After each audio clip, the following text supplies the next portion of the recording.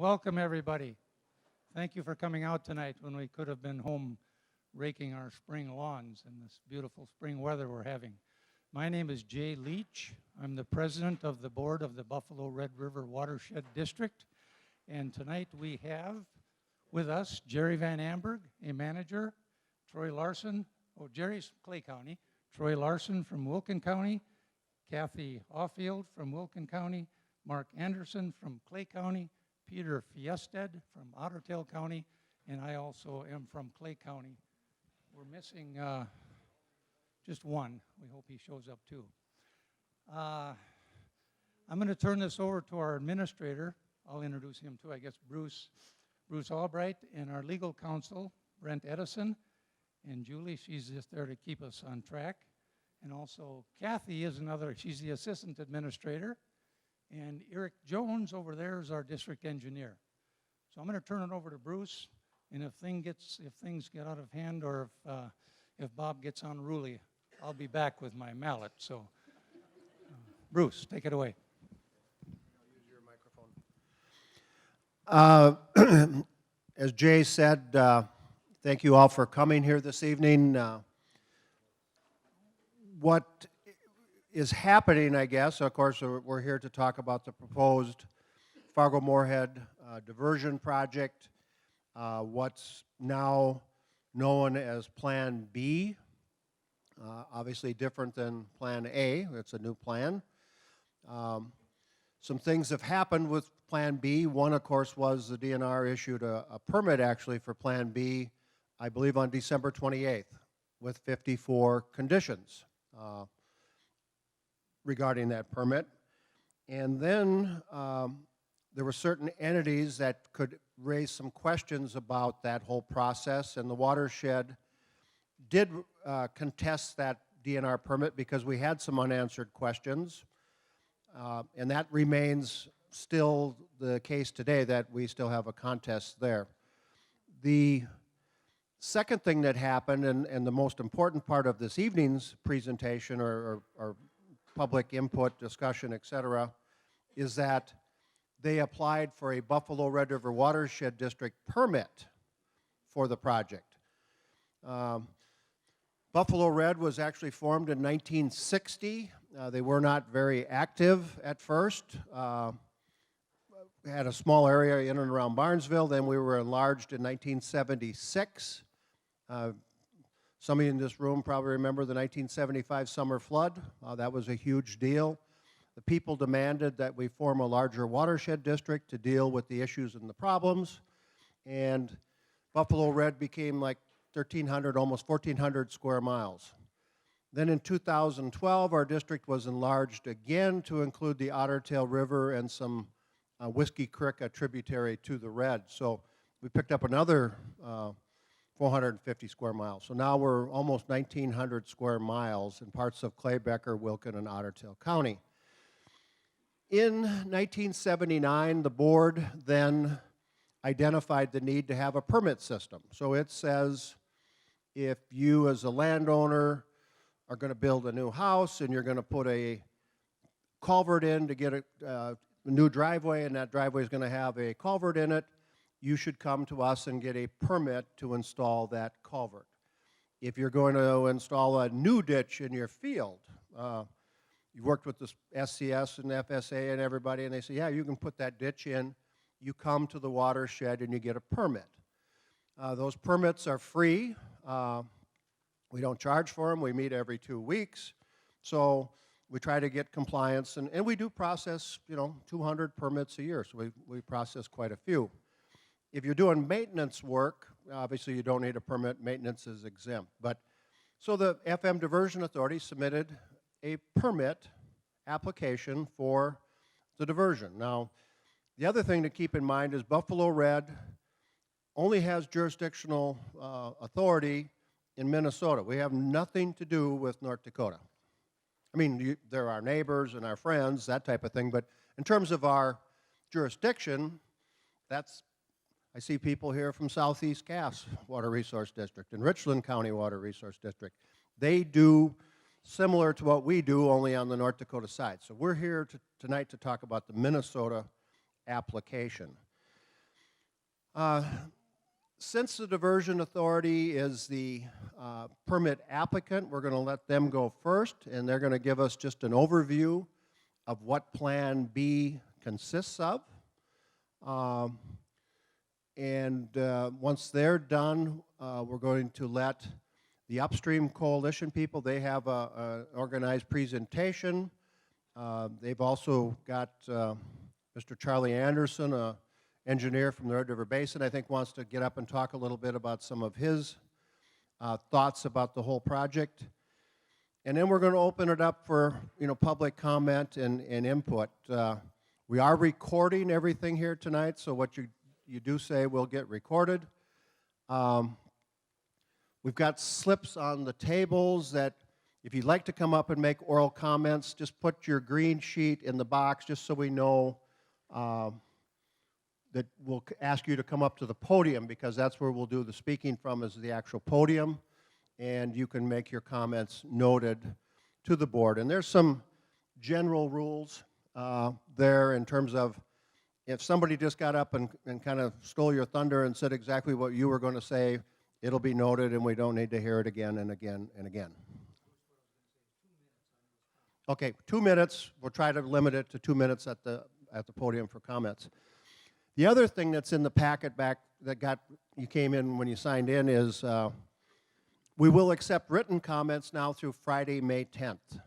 And those should be delivered to the Watershed. I think our address is on there. You can just take the sheet, fill it out, put a stamp on it, and we'll accept written comments until May 10th.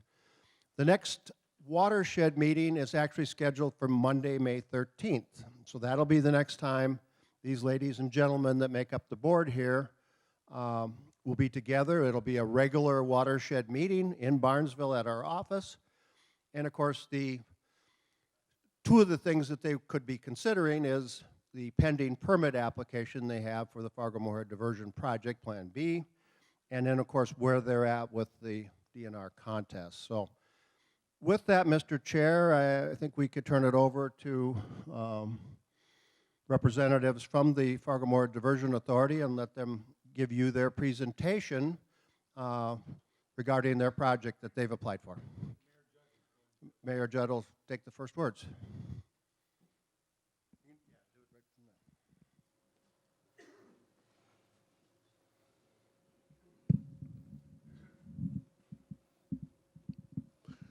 I think this is the first time a mic actually is my height, so thank you for that. Thank you. Good evening, everyone in the audience, commissioners. Thank you for having this public hearing. My name is Jonathan Judd, and I'm the mayor of Moorhead. As you know, I am here tonight to represent the city, but I also serve on the Diversion Authority Board. As you know, Moorhead has been involved as a local sponsor of this federal project since its inception in 2008. Tonight, our team of experts will provide you a run-through of the project, its benefits, its impact, and the mitigation of those impacts, and how the project hopes to meet the requirements that you have and will establish as a watershed. As I have found out, the diversion project is an incredibly large and complex project. There is new information coming in frequently, and I'm still learning on what this project entails and the magnitude. Much of tonight's presentation is going to focus on permit compliance and the mitigation of impacts that are inevitable with water projects. As mayor of Moorhead, I represent approximately half of the residents that are within your watershed district. It is important to understand that this project provides benefits to the watershed, but also has impacts elsewhere. We are proud of our natural advantages in Moorhead, and are incredibly proud of our team flood protection efforts. Your watershed historically, from my research and my conversations that I'm learning, have been a partner with the city and the state for flood mitigation on our side of the river and we thank you for that. Those efforts are required, and the work that complements this project, excuse me, to ensure that our citizens have 100-year flood protection. And that is what the purpose of why we're here tonight. With that, I would like to introduce Bob Zimmerman, Dr. Zimmerman, our Morehead City engineer, and his team as they talk through the project, the benefits, and the mitigation of these impacts, and how the project will hopefully meet the requirements that you have established as a watershed. Dr. Zimmerman. Thank you, Mayor, Mr. President, board members. Appreciate the opportunity this evening. As the mayor had mentioned, we will start out talking a little bit about project development, and Eric just provided you all with copies of the slides that will be on the wall behind you. It's identical information, so whichever method you prefer. As the mayor noted, this is an extremely complex project, been in development for more than 10 years now, extensively studied by experts at the federal level, at the state level, at the local level, including the core feasibility study and EIS, and 2 supplemental environmental assessment documents, the Minnesota EIS plus the Minnesota supplemental EIS, and then the governor's task force. I think it's fair to say that the project is subject of an extremely detailed hydrologic and hydraulic model, probably more so than any other project in the Red River Basin. It's also been held to, I would say, a level of scrutiny that probably no other project within the basin has been held to, and rightfully so, given the magnitude of the project. Given the level of detail in the modeling and the level of scrutiny, and I would say it's reasonable to assume that had other large projects in the valley been held to that same level of analysis, they probably would look different than they do today. And part of that is because the models that we have today are better than we've had in previous years. So that's a little bit of historic background. I'm going to introduce Greg Thielman with the Houston Moore Group, who's going to walk through some of the project elements.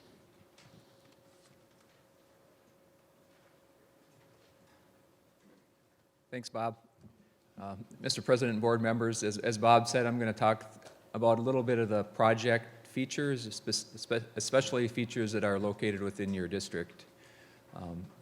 The intent of the project is to provide 100-year certifiable flood protection for the areas within the project protected area, and also to be able to fight a 500-year flood. A lot of the features, because of the upstream staging area and dam, are also designed based on dam safety requirements, so a lot of the modeling also looked at what's called a probable maximum flood, which is kind of a Noah's Ark type flood of about 204,000 cubic feet per second. And really the purpose of that event is to make sure that there's not a catastrophic failure, and then when the flood is over that you still have a project. So some of the dam components are also designed to that large event. The project also still consists of a diversion channel. It's about 30 miles long, located on the North Dakota side. It has aqueduct structures on the Cheyenne and Maple rivers, and also a diversion inlet structure located near Horace. It also includes the southern embankment and control structures on the Red River and the Wild Rice River, and a crossing on Wolverton Creek. And it also includes temporary staging of floodwaters upstream. And as Bob mentioned, that's really a feature that's needed to mitigate the downstream impacts, and is largely driven by a lot of the the technical details that have been developed by the project in terms of modeling. And it also includes in-town levees through the Fargo-Moorhead area. Specific features within the Buffalo Red River Watershed District include a control structure on the Red River, the southern embankment, the eastern tieback, which also includes a crossing on Wolverton Creek, in-town levees, and mitigation within the city of Wolverton. And I'll talk about each of those in more detail here. The Red River Control Structure is located on the North Dakota side of the river on a meander, so it would be constructed off-channel. And then once it's completed, the river would be diverted through that structure. It includes 3 large gates, about 50 foot wide. They're radial gates as shown in the lower right. And these gates would remain open when the project's not operating. It also includes a southern embankment, which is a mitigation feature. Prior to Plan B, the southern embankment went east, where it now bends south across Wolverton Creek, and it tied into high ground in Minnesota. Now with Plan B, the project does turn south and parallels Wolverton Creek to where it reaches Highway 75 and then proceeds south to the Clay-Wilkin County line, at which point there is an eastern tieback that turns east. The height of the embankment ranges from about 10 to 15 feet, and the height is driven generally to meet those dam safety requirements, so there is 5 feet of freeboard that's built into that dam height as well.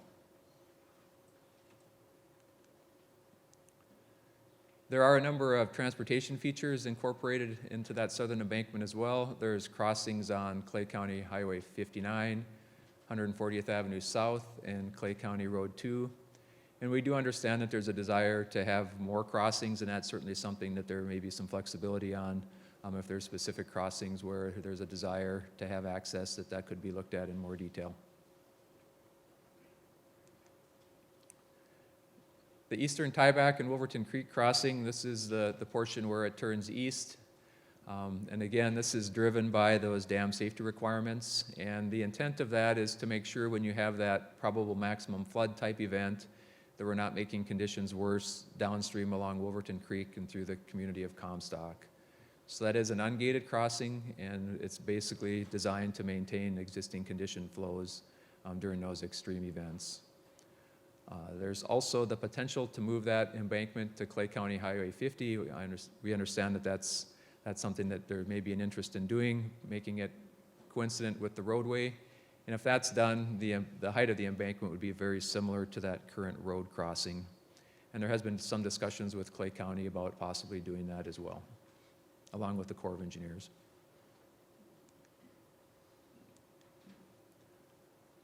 In-town levies is also a component. Looking back early on with the project, during that 100-year flood, a stage of 30 feet was what was proposed through town. Changes were made subsequent to that to try to reduce the upstream impacts, and that stage was increased to 35 feet. And then through the governor's task force, which convened a little over a year ago, it was increased to 37 feet. So to accommodate that higher stage through town, there are a number of mitigation features that are required. There's about 68 properties that would be acquired. A lot of those are in that North Moorhead area, shown in red on the map. It's a little bit hard to see at this scale. There's also existing levee systems that would need to maintain accreditation, the Moorhead Country Club, Woodlawn Park, Horn Park, and 50th Avenue South. And there's a number of new projects that would be required. The North Moorhead project, which is up in that area around north of American Crystal Sugar. There's some work needed at the Moorhead Center Mall, First Avenue, Riverview Circle, and a number of stormwater lift station modifications. And then there's also some transportation improvements that are needed to maintain access at that 37-foot stage. So the total cost for those 37-foot features is estimated to be about $43 million.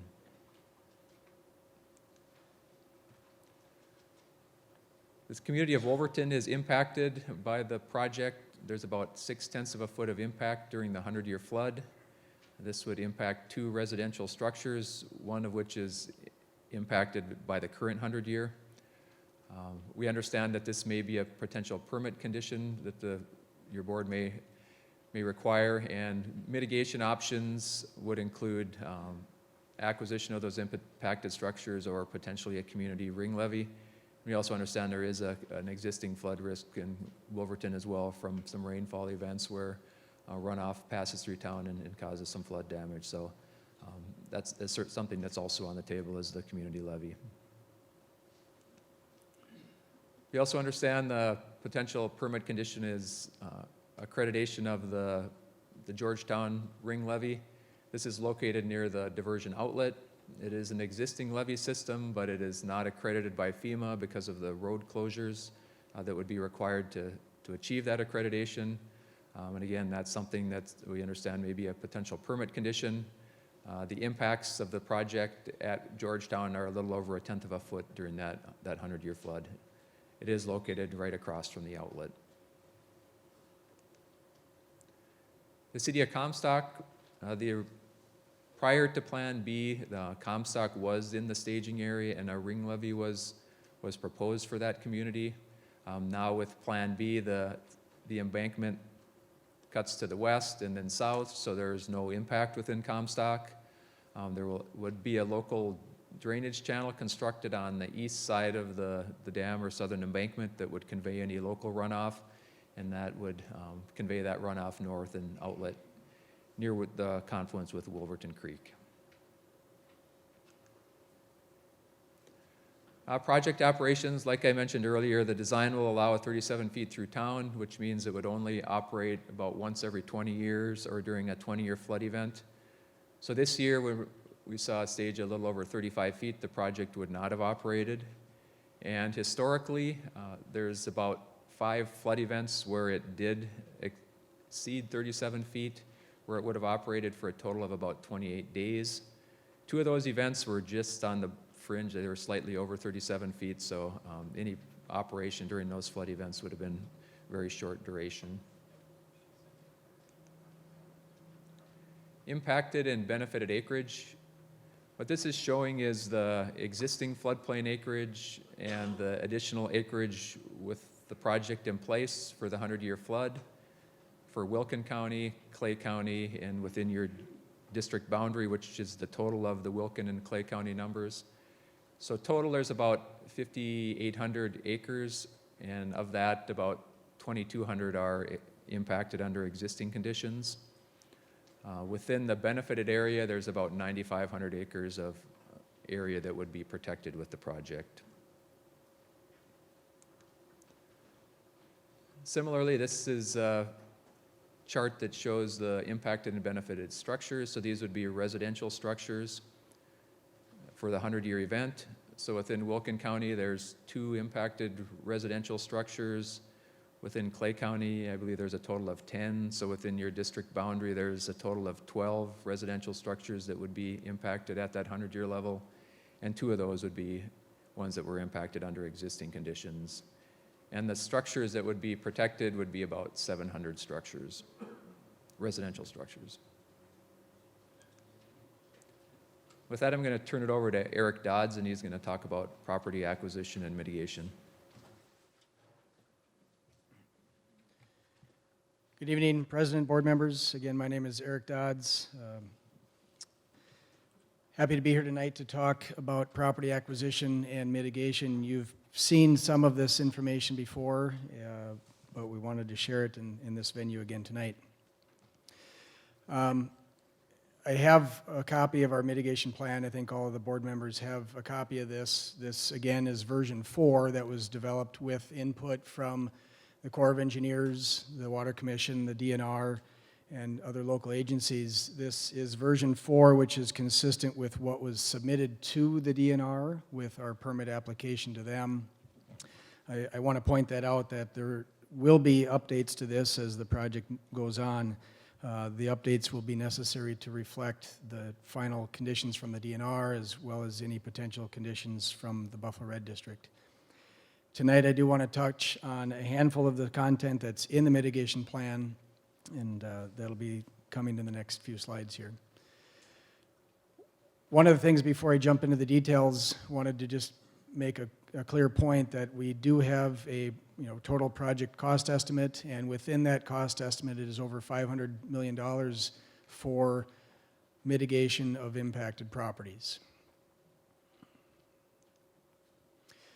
When we talk about mitigation of impacted properties, a lot of people are curious what is available for the property owner. So the project is required to purchase property rights. And for this project, we've boiled that down to property rights generally include purchase of land, which is necessary for construction of the project features, purchasing flowage easements on upstream lands, as well as buyout of any structures that might be upstream that are impacted.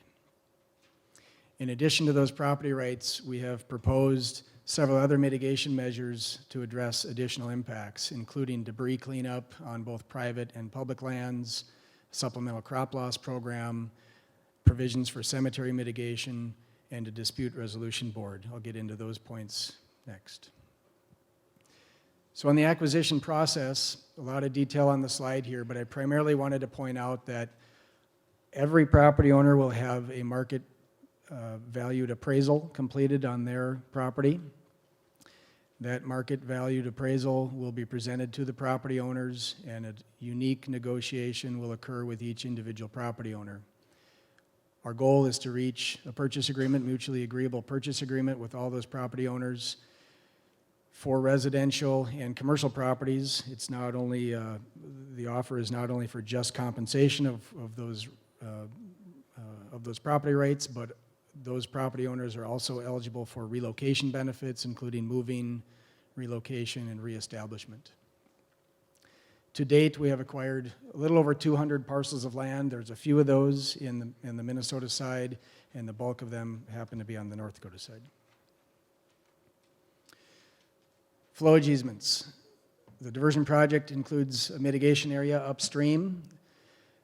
As Greg noted earlier, that mitigation area, that staging of waters upstream is going to occur when the river level reaches approximately 37 feet in town. That's equivalent to a 20-year flood event, and so that occasional or temporary storage of floodwaters would occur on average once every 20 years. Flowage easements will be acquired on the upstream lands, giving the project that right to store water on the upstream lands. The value of those flowage easements will be determined through an appraisal process. We have contracted with Crown Appraisals and completed phase 1 of that study, which was primarily a research effort and determining if there is market data available to value flowage easements. The study concluded that there is good market data available, and we expect to use that market data from phase 1 to apply and determine values of flowage easements as part of a phase 2 study that we will be starting with here shortly. As I noted earlier, we have also developed a debris cleanup program, so we've heard from property owners, farmers in particular, who are concerned about debris left on farm fields. Obviously, you drive around the farm fields after any flood event, and there's debris, corn stalk, and variety of other things left on the field. When the project would operate, we would anticipate there may be some of those debris fields for this project as well. And so the project is proposing to collect that debris, pick it up in sort of a cleanup week type program, which if anybody lives here in the metro, you're probably familiar with the cleanup week program.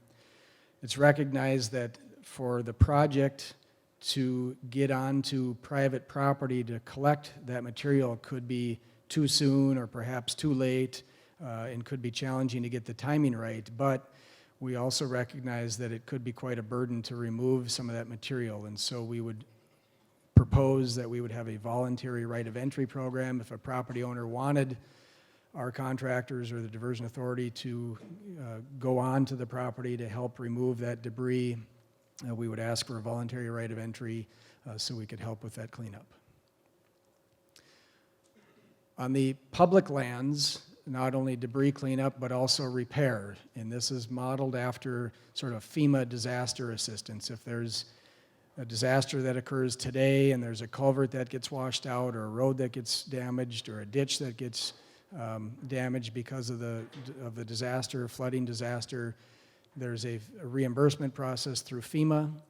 What we've modeled for public lands is the diversion authority would have a similar program to reimburse those public entities. And for the purposes of this, we're considering cemeteries. It would fall into this classification of a public land, although we recognize they might not exactly be public owned. Also in our mitigation plan is a supplemental crop loss program. Kind of beating this point to death, but trying to get the point across that project operation occurs when we get to a 20-year flood event, and so fairly infrequent, but yet if the project would operate in the summer on top of growing crops, it would be devastating to the farm economy. It's our understanding that crop insurance is available if producers, farmers are able to get the fields planted, but if a man-made flood caused by project operation were to occur on top of growing crops, it's our understanding that federal crop insurance would not be available.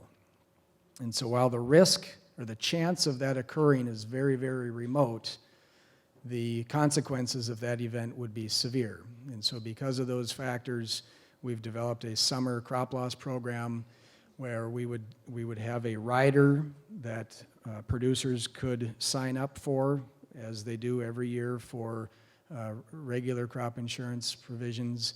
The reinsurance market would make that product available to the producers, and in the event that there was a summer flood that caused the project to operate, we would have independent adjusters within the structure of the federal crop insurance program to decide what level of liability the diversion authority has.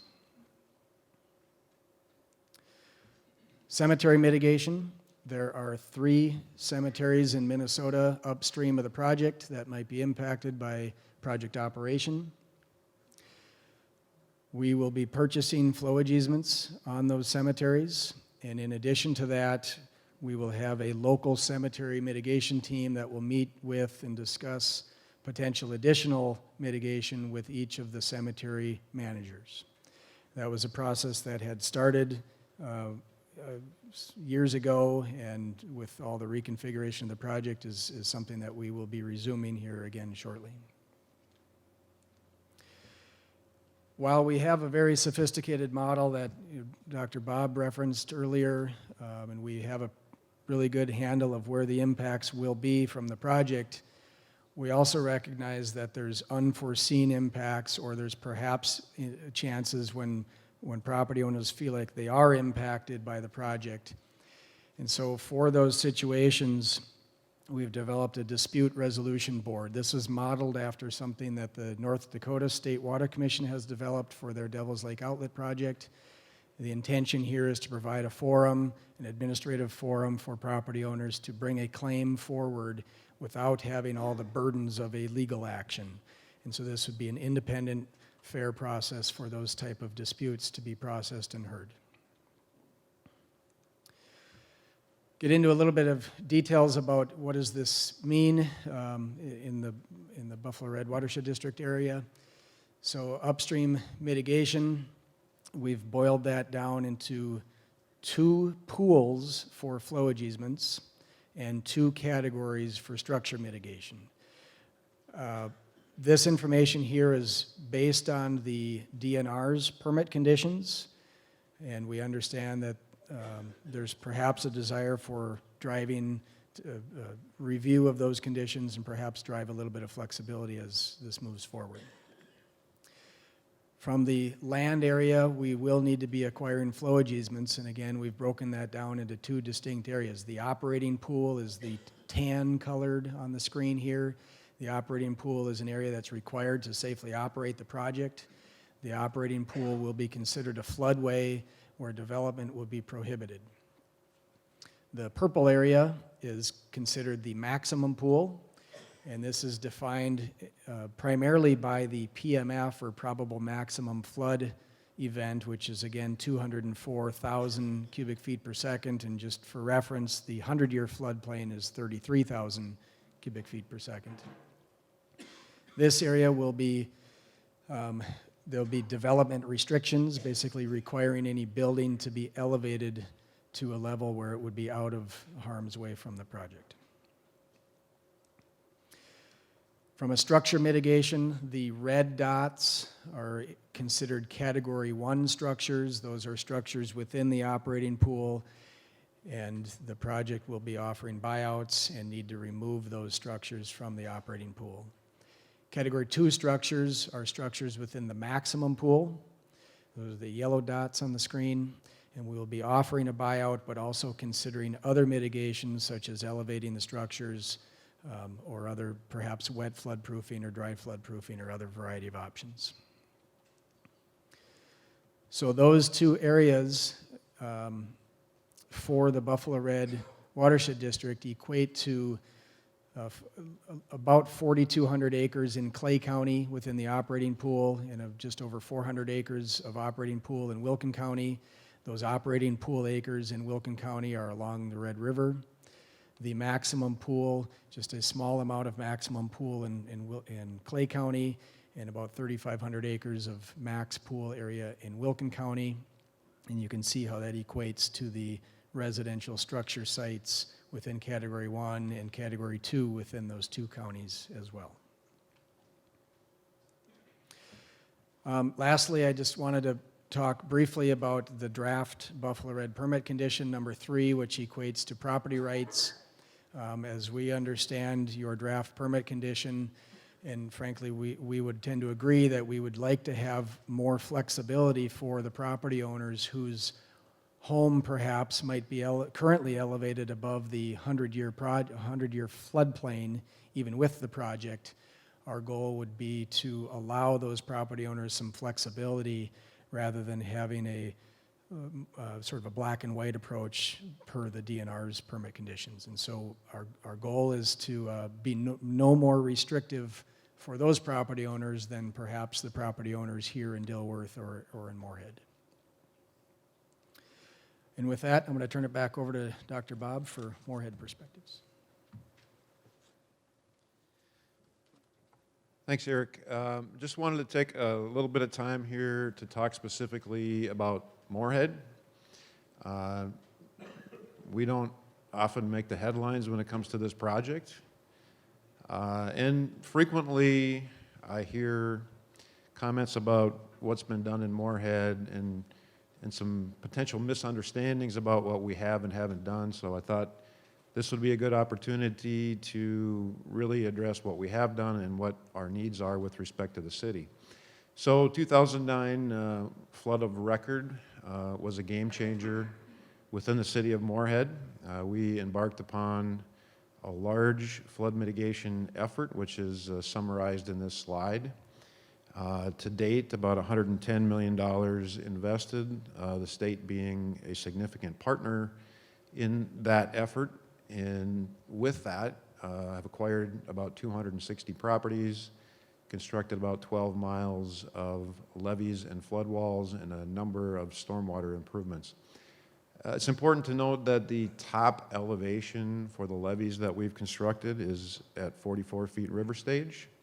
And that's relevant to some issues I want to address in some subsequent slides, so just keep that in mind. Frequently, I hear that Moorhead is done. Last fall, the City Council approved a revised flood mitigation plan for the city that includes about $40 to $50 million more worth of flood improvements. So we, in fact, are not done with what we would like to achieve in the short term versus, or even in comparison to the longer term with the diversion project.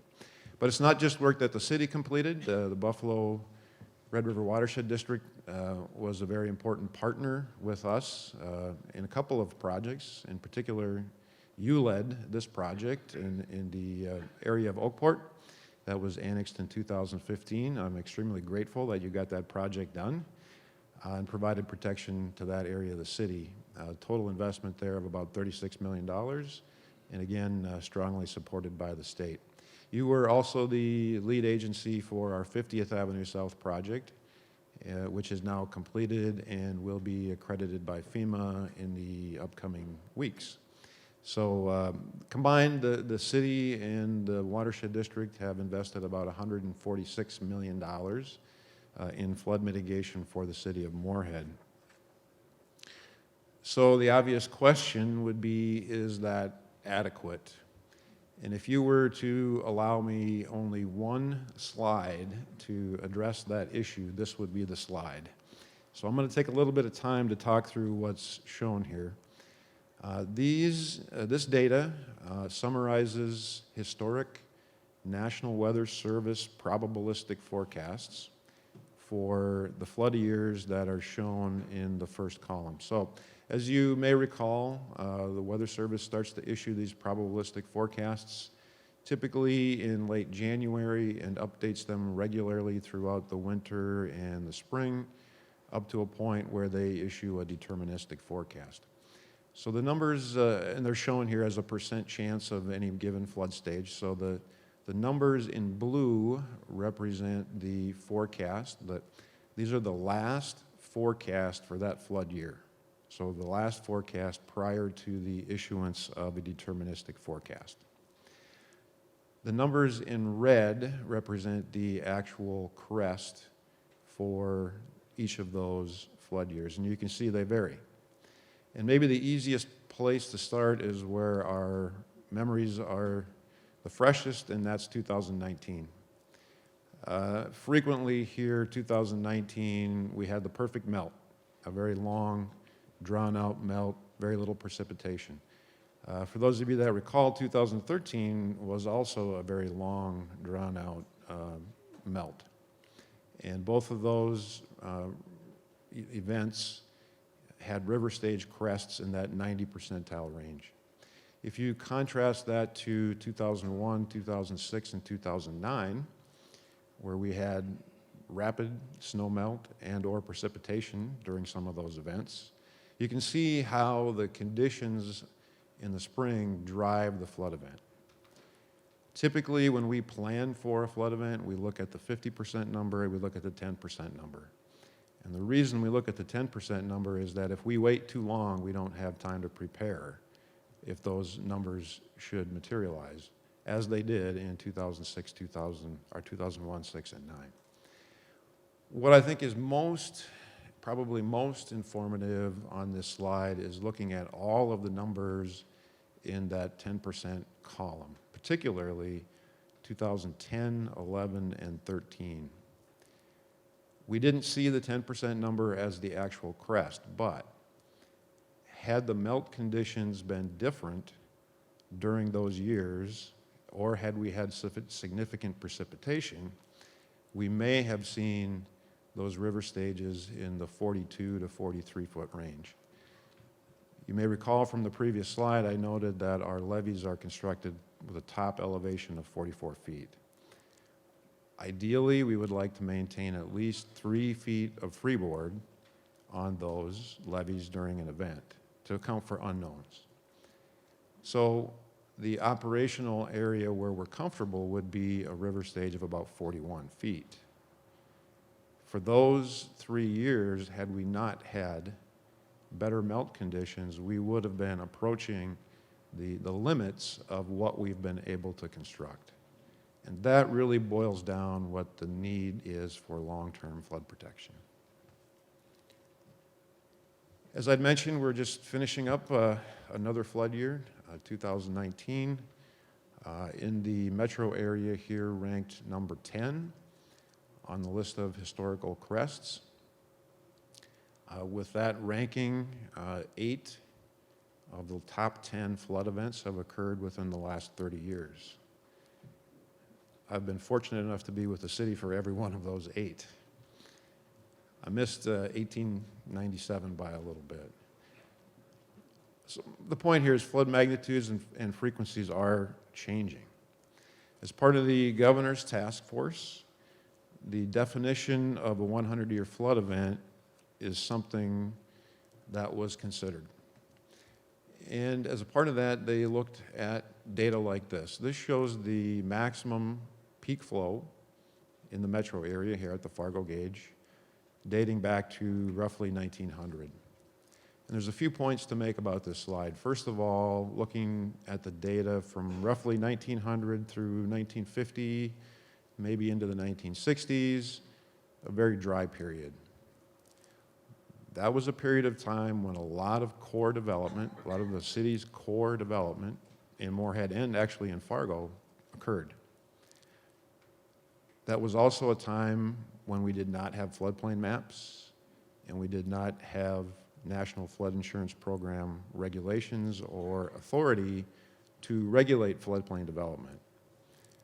So hindsight's 2020, and looking back, had we all had that knowledge of what was coming in the future, the cities may have developed much different than they actually did. But it's easy to see how that happened. The other thing to note is the increasing magnitude and frequency of flood events. So with this information, the governor's task force recommended that the 100-year flood flow, the report includes a recommendation for a 100-year flood flow of 33,000 CFS. We'll look at how that compares to the current 100-year floodplain in the next slide, but I would note that that number, 33,000 CFS, does not include data from 2010 through 2019. If a recalculation of the 100-year flood event was done, including those subsequent years, that 33,000 cubic feet per second would be a higher number. So floodplains change over time. The city's first floodplain map was issued in 1972. Again, after a lot of the core development within the city. Its floodplain map was revised several times since then, most recently in 2012. The data that supports the 2012 floodplain maps for the city of Moorhead is shown in the second column. So if you think back to that previous chart, in terms of the peak flows, only data through roughly 1970 is included in determining the 100-year flood flow for the 2012 FEMA mapping. The 100-year flood flow is 29,300, compared to the period of record number from the governor's task force report of 33,000, which is what the diversion project is being designed around. What that means is if FEMA were to come back tomorrow and to remap the floodplain within the city of Moorhead, the new 100-year flood stage would be something over 41 feet, which is significant in terms of all of the projects that we've completed. You'll note the 500-year flood flows and flood stages are quite a bit higher than the existing numbers. So what does that mean in terms of a future 100-year floodplain? In order to meet FEMA's requirements for accreditation, we need sufficient freeboard and sufficient tie-in elevation. All of the projects that we have completed that currently have FEMA accreditation would lose FEMA accreditation. That would significantly expand the floodplain and the number of properties affected by flood insurance mandates.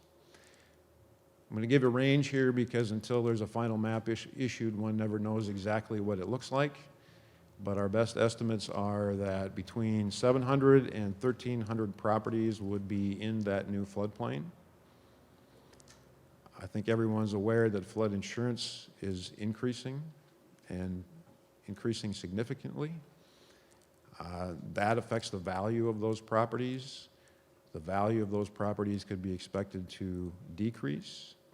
Along with that, the character of those neighborhoods could be expected to decline.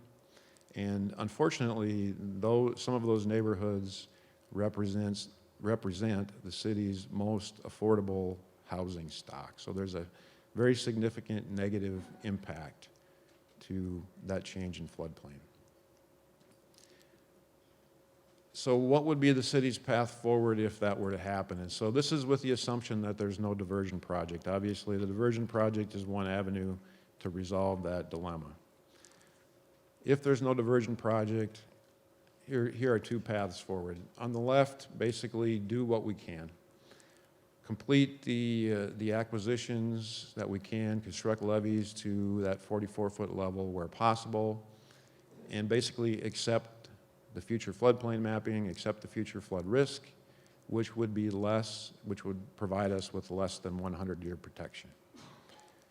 Along with that would come the flood insurance mandates and the economic implications of that.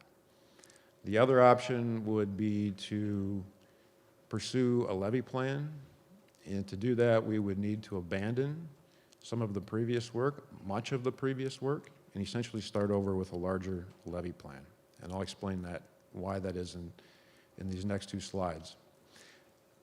I'm going to just show a couple of areas within the city. These are characteristic of areas throughout the city. This happens to be in the area of 40th Avenue South and Riverhaven Road, for those familiar with the city. In this area, starting at 40th Avenue South, where those two red boxes are, there's a red line, that's a flood wall. Generally speaking, a flood wall is not our first choice for protection. A levee would be our first choice. Flood walls are expensive. In this location, we had to use a flood wall to provide protection because of riverbank stability issues. The riverbank could not support the additional weight of a levee. To the south of that red line is a red dashed line that represents a road raise that essentially serves as a levee. In that location, we used geofoam, which is a lightweight fill. And the reason we did that was, again, because the riverbank here cannot support the additional weight of conventional fill. And then to the south of that, you see that sort of green line, that's a levee constructed on the west side of the road. So if again, top elevation of 44 feet, if we were to reconstruct this to a higher river stage to meet a new floodplain, 33,000 cubic feet per second or greater, we essentially can't add to what we have. We need to rebuild what we have. And so in this case, and in most cases throughout the city, what that would mean is that we would move to the east side of the street, Riverhaven Road, acquire all of those properties, remove the street, remove and relocate utilities, and then construct levees on the east side of the road. Again, very typical throughout the city. So you can imagine the scale of that project is large. Another example here is Horn Park. Very similar situation. This is just located right south of I-94. Again, you see the levee, in this case River Shore Drive. To provide protection to this area, we would again acquire properties on the east side of River Shore Drive and move the levee. But what I really wanted to point out here was some of the other impacts, and in this case, I-94 and the Red River Bridge. That bridge, as all bridges crossing the river, are a limitation. So to provide protection to a higher level would require reconstruction of that bridge, as well as reconstruction of a portion of I-94. Similar case for Main Avenue in the downtown area. So the scope of a larger scale levee project for the city is extremely large. The governor's task force provided some information on levee plans, and so this information on the right is taken from that to develop a larger scale levee plan for the city of Moorhead. Would result in about 22.5 miles of levee, 26 stormwater pump stations, 670 plus or minus additional property acquisitions, the grade raises on Main Avenue and I-94 we talked about, and would result in some upstream impacts that would require mitigation and property rights. The estimate that was developed as part of that governor's task force work was about $800 million. I can't tell you that the project's $800 million. Maybe it's $400 million. Maybe it's $200 million. What I can tell you is that's very cost prohibitive. In addition, the scale of the O&M costs that would be associated with that level of infrastructure would be very significant. So the path forward for the city most likely would not ever involve that sort of a project. The path forward for the city is a more comprehensive project, such as the diversion project, or essentially accept the fate. And with that, I'm going to turn it back to Mayor Judd to close.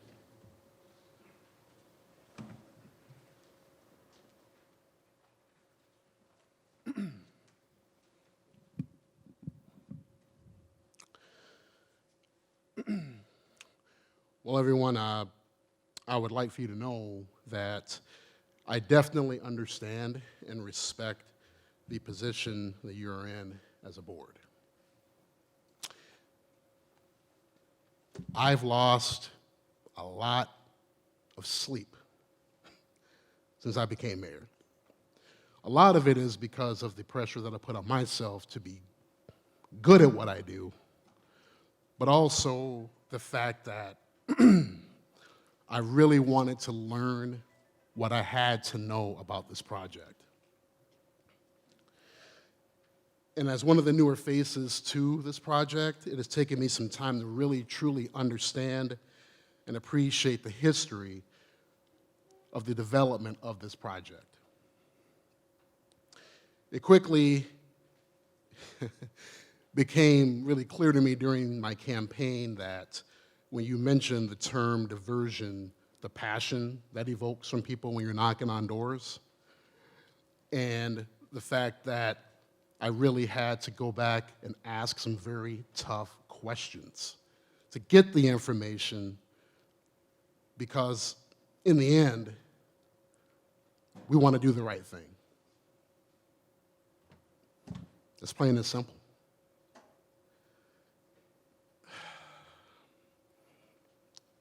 I really spent a lot of time trying to get perspectives, and I can look you all in your face and tell you from both sides. I know people who down south are going to be affected by the impacts. Some of them are friends of mine. I know people that work in town that these farms have been in their family for generations. No matter what side you're on, we have to respect that and appreciate the fact that this is where we're at tonight. I've used those passions and emotions to try to motivate myself to dig into the issues that you're going to hear about from both sides and really understand the underlying needs and objectives. And again, this is important for me because when it comes to making a decision on what the right decision is and what the right project is, the reality of it is no one wants to be on the wrong side of history. We don't, no matter what decision you make. Whether it's next year, 15 years, 25 years down the way, I want to be able to look back, look in the mirror, and say that I did the right thing for the city that has elected me to represent them. And I did the right thing with the facts, the objective facts that I had before me. I've done my research. Greg Anderson, before or while I was campaigning, if you know who he is, he gave me a 2-hour drive around Oakport and talked to me and educated me about the work that you all had a part in doing in collaborative effort with the city. And I know that the Buffalo Red has been an invaluable partner to the city over the years as the city has worked to try to overcome the challenges presented by flooding. And I know that the city and the Watershed has a long history of permit applications, enforcement, and compliance. And we've benefited from that work to protect our city. And so I'm asking you tonight, ask the questions. Look at the evidence. Make the right decision that you feel is appropriate. And I want you to honestly understand that I'm not just paying lip service to you. I honestly understand and respect the position that you are in. And I also understand the fact that to protect the city of Moorhead, there's going to be impacts elsewhere. And I respect the fact that you must do what is best for your constituents in the Watershed District. As the scheduled chair of the Diversion Authority in 2021, I'll probably be in charge of the most critical times of compliance, what decision you make. And I want you to know that whatever decision you do make, I'm going to give you my word that I'm going to follow through on whatever decision you make that comes out of this project. And this is something that I will take very seriously. On behalf of the residents of Moorhead, the businesses of Moorhead, I truly thank you all for your service, and thank you for serving. I know that sometimes it gets a little rough having to make some big decisions, and I have a full appreciation of what you're dealing with. Thank you very much.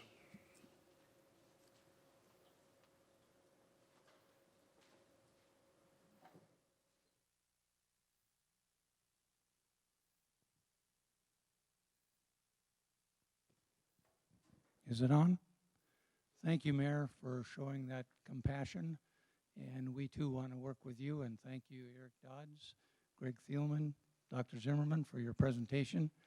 And as many of you might think, we're here to listen tonight. We're not here to ask questions, but we have some questions that we will ask those folks at another time, just like we may have for the next group that is up. So there are some donut holes in the back there and some coffee. With that, Bruce, I think we're ready for group number 2. And who's going to lead that off?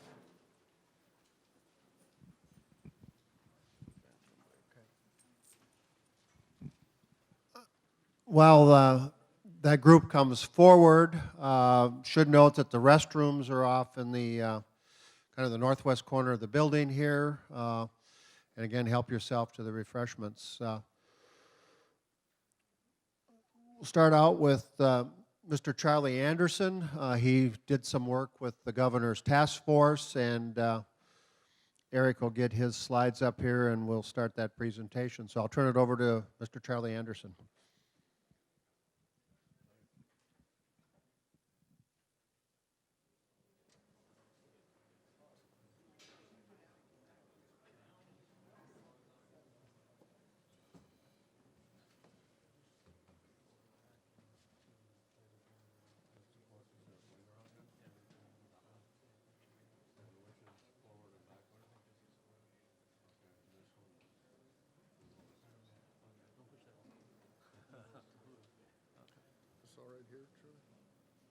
Yeah, that's fine.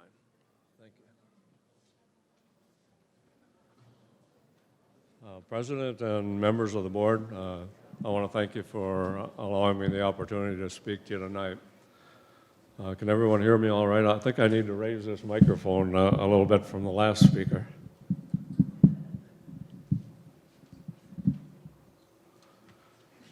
Okay. What I'd like to discuss, just a little more background. Thank you for the introduction, Bruce, but I've been working in the Red River Basin now ever since about 1976, and been fortunate to work from the far south end, Lake Traverse area, all the way to the Canadian border, and also involved in many discussions with our friends in Canada. So over the years, I've developed a pretty good basin perspective, and it's from that perspective that I like to look at projects, at least initially, and see how they fit within a reasonable basin flood management plan. There are a number of ways to address local flood damage issues. They fall into these rather broad categories of reducing the flood volume, increasing conveyance capacity, increasing temporary storage, and then, of course, protection measures like levees and general ways to avoid being in the floodplain and being subject to damage. Within those broad categories, of course, there are a lot of individual measures as well. Looking at a basin approach to flood damage reduction, all of those methods or strategies work or can work to provide local protection up and down the basin.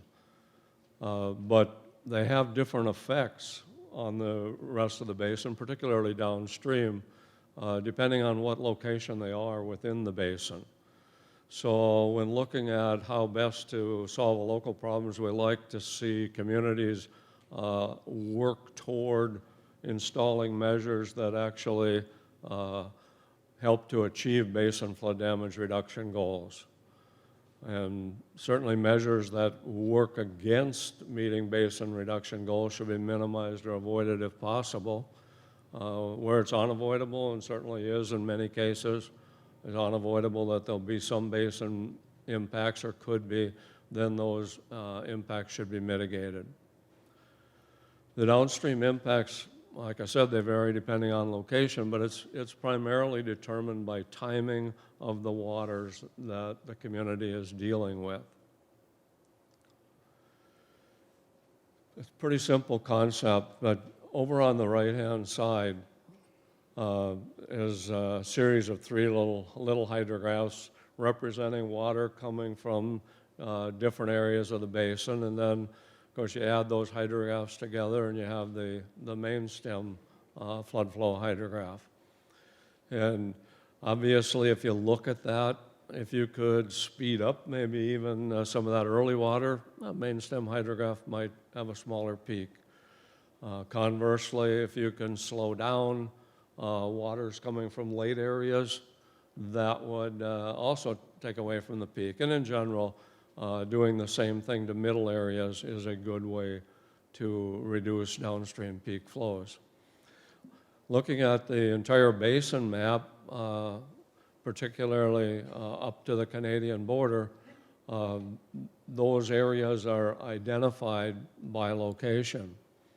So the early areas, even though they're further north, in most spring floods, that's early water. It's early water. It gets to the outlet of the basin or to the Canadian border or to Winnipeg, pretty much ahead of the peak. Then the middle area contributes the most directly to the peak, and that's that kind of a greenish, I guess, olive green color. And then the yellower or golden areas are the late contributing areas. If you look at what's upstream from Fargo, that's basically everything that's south or generally south of the red line. You can see, looking at the map, that a lot of that is late area and also a fair amount is middle area. Roughly right here is where Fargo is located. So if quantifying that, the Red River watershed upstream from Fargo is about 75% late area water and about 25% middle water to the main stem. Again, looking at it from a broad basin perspective.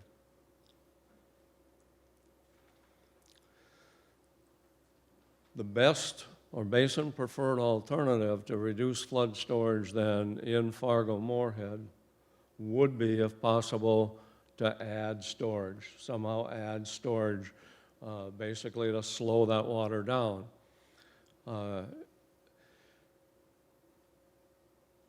That's clearly what the basin perspective would be. Conversely, and this is equally important and probably even more important to our discussion tonight, is that removing storage, and in this case we're talking about removing floodplain storage,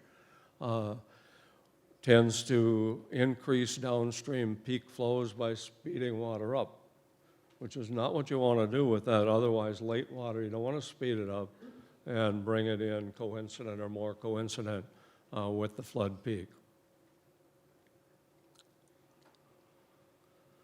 How do you incorporate storage? Well, that's a really tough one. I mean, probably 75% of the work I ever did working with watershed districts up and down the basin on the Minnesota side was trying to develop storage sites, develop storage capacity.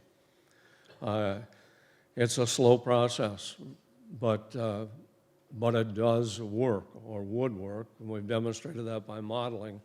A major effort to develop that upstream storage strategy was sponsored by the Red River Basin Commission.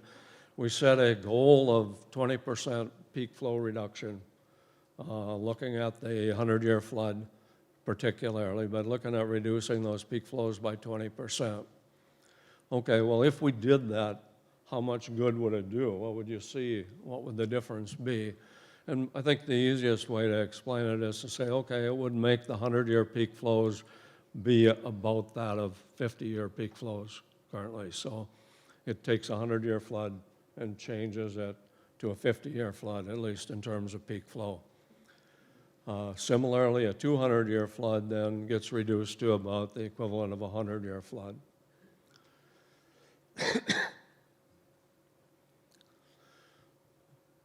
Compared, that's on the main stem. Actually, to achieve that kind of reduction on the main stem, we're typically reducing peak flows on the tributaries, the major tributaries, by about 30%. So there's widespread benefits. There's benefits to doing distributed storage, not only on the main stem, but also on the tributaries, the major tributaries, and local impacts as well. A lot of times we build these storage sites where there's a lot of flooded farmland or smaller communities, and their problem then can be taken care of at the same time. So it really is truly a basin perspective, dealing with all the way from local to problems that occur north of our border. Also creates some really great opportunities for other benefits, environmental benefits, water supply benefits, and on. There's things that can be worked into these types of projects that make them much more beneficial than just providing flood control on major communities like the Fargo-Moorhead metro area. Okay, what would it take to get 20% peak flow reduction on the Red River at Fargo? Well, if we look at reducing it on the Red River specifically, the gauge site at Fargo, about 40 sites have been identified that would accomplish that goal. They're representative sites. They're not, none of them are essential, but that's the magnitude roughly of what you'd be looking for. And they would store collectively about 226,000 acre feet of floodwater.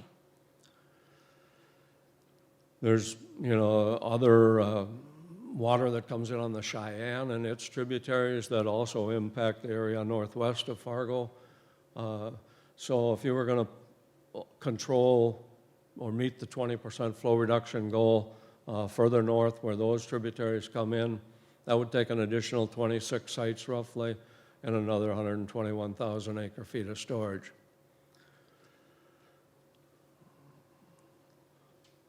This map shows one of the first studies that was done looking comprehensively at that 20% flow reduction strategy. It goes beyond the Fargo-Moorhead area, which is here, and up to Halstead. So it's the Halstead upstream study is what it's referred to. The green areas here are areas that already actually have some storage. For example, here's Lake Traverse. So the green area is what's tributary to Lake Traverse. So there's some storage there, not necessarily enough. The brown shaded areas are the watersheds that would be controlled by those sites that I mentioned as representative storage sites. So you can see if you look at that map, you can greatly diminish the uncontrolled area, which is shown by the white shading. You're diminishing that by a very fair percentage. So it's a comprehensive approach. It's not small impoundments. It's relatively large impoundments over a broad area. Okay, so why isn't that the answer for Fargo-Moorhead? Well, certainly 20% is nice, but it's not a total answer for Fargo-Moorhead. We'd have to acknowledge that. It'd take more than 20% flow reduction to get you the degree of protection that's being talked about with the diversion project. Also, it's uncertain when and even if all of that would get implemented. It's an extended time frame. We've certainly installed a lot of projects, but a small percentage of what's needed. So what is an appropriate role when we were looking at the Fargo-Moorhead community for distributed storage.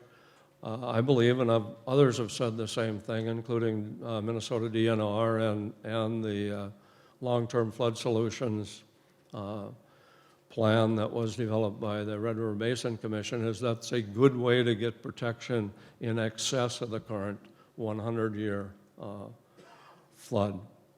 So I'll get you from a 100, like I mentioned before, to 200-year protection. Also, and Bob pointed this out, I think, really well, it can also help to mitigate any increased future flood potential caused by whatever climate change or other man-made or changes or features.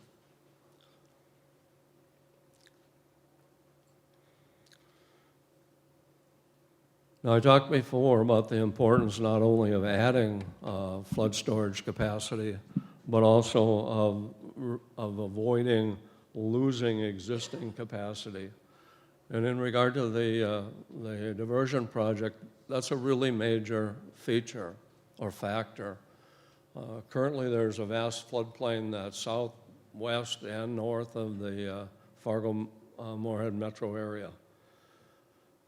Floodwater stored in that floodplain works not exactly the same, but very much like man-made storage or impoundments or dams do to reduce downstream flood peaks.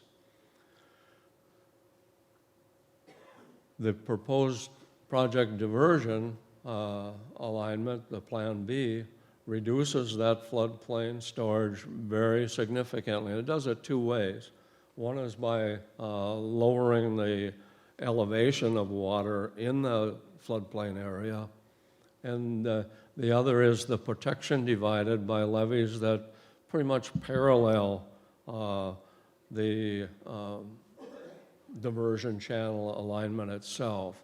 So the more area you keep water out of, and the lower the water levels in the area that still does flood, the greater the loss of that very important floodplain storage. Okay, so how does a diversion channel work? Well, the primary purpose of a diversion channel is to carry water around the protected area. Basically, take some water out of the river upstream, put it back in downstream, then less water has to flow through town. That concept in itself really doesn't necessarily cause much or maybe even any downstream impact, depending on how you locate it and how you design it. So the question then is, why is the proposed diversion channel such a big deal? Big deal in my mind, at least. Well, the proposed diversion channel doesn't just carry the water around the city. The proposed diversion channel also drains a huge floodplain area outside of the city, and thereby reduces that storage in that area.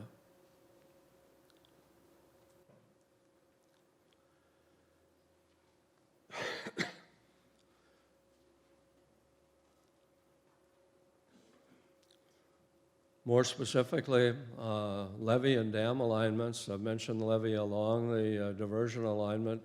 That isolates a large area of the floodplain, basically from the diversion channel and east. That's primarily now in the area that's northwest of the city. The staging area dam upstream from Fargo also isolates a large area of the existing floodplain that would lie between the dam and the city area.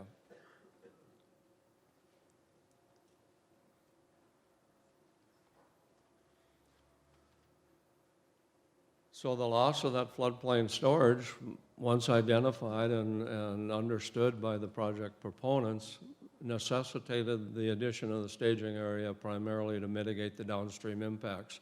And properly, in the discussions you've heard, that area, is being mentioned as a mitigation storage area, which is its primary function and purpose. Now, obviously, there's a proportion then. The amount of the floodplain storage lost determines basically the required staging or mitigation capacity that you have to add then upstream from Moorhead in that staging area or mitigation area.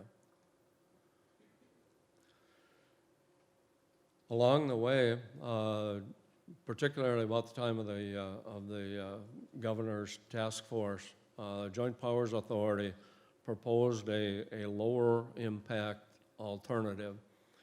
And I want to discuss that alternative next.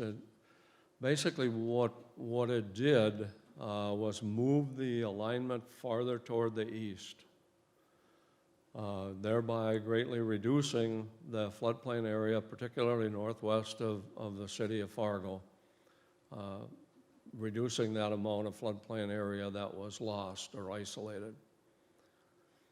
It also, by virtue of not intercepting directly the tributaries, the Maple River and Rush Rivers,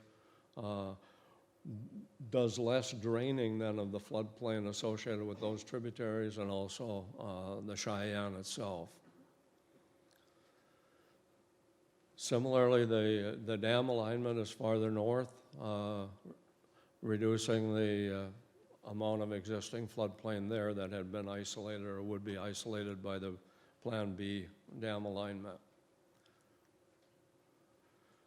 This map on the right here, and also there's a map up on this poster that you can come up and look at later to kind of see what that shift in alignment is. It's difficult, difficult to make out on this map, but here's the Plan B alignment roughly, kind of that light shaded gray area. The JPA diversion alignment as first proposed as just a bare concept would have followed this red line. So you can see it's about 3 or so miles further east. And that area in between is a big area of existing floodplain that then would no longer be isolated from floodwaters. In working with the TAG group that was formed by the governor's task force, we refined that alignment somewhat, trying to avoid, in general, some areas that would be hard to work our way through. So the black line with the shaded area alongside it would be the relatively refined, or somewhat refined, I should say, JPA alignment. Maple and Rush Rivers, well, let's see, let me first identify the Cheyenne River. It's here. The diversion would actually make a second crossing then at the Cheyenne River. There's the Cheyenne inlet at the upper end, the south end of the project area, but it would cross it a second time, either with an at-grade structure or some form of an aqueduct structure. The Maple River coming in here would no longer need an aqueduct. It would just enter into the Cheyenne Channel as it currently does or naturally does. And the Rush Rivers, where they come in, would simply enter into the Cheyenne River.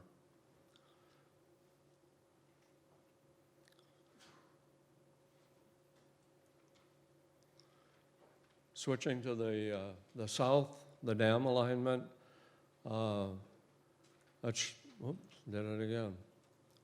The green shaded area here with the dotted line along the north side is the Plan B alignment. The JPA alignment would be the black line with the gray area upstream from it. So on average, it's about 2 miles farther north. It just shifts the alignment about 2 miles farther north. The area in the gray is predominantly existing floodplain and relatively undeveloped.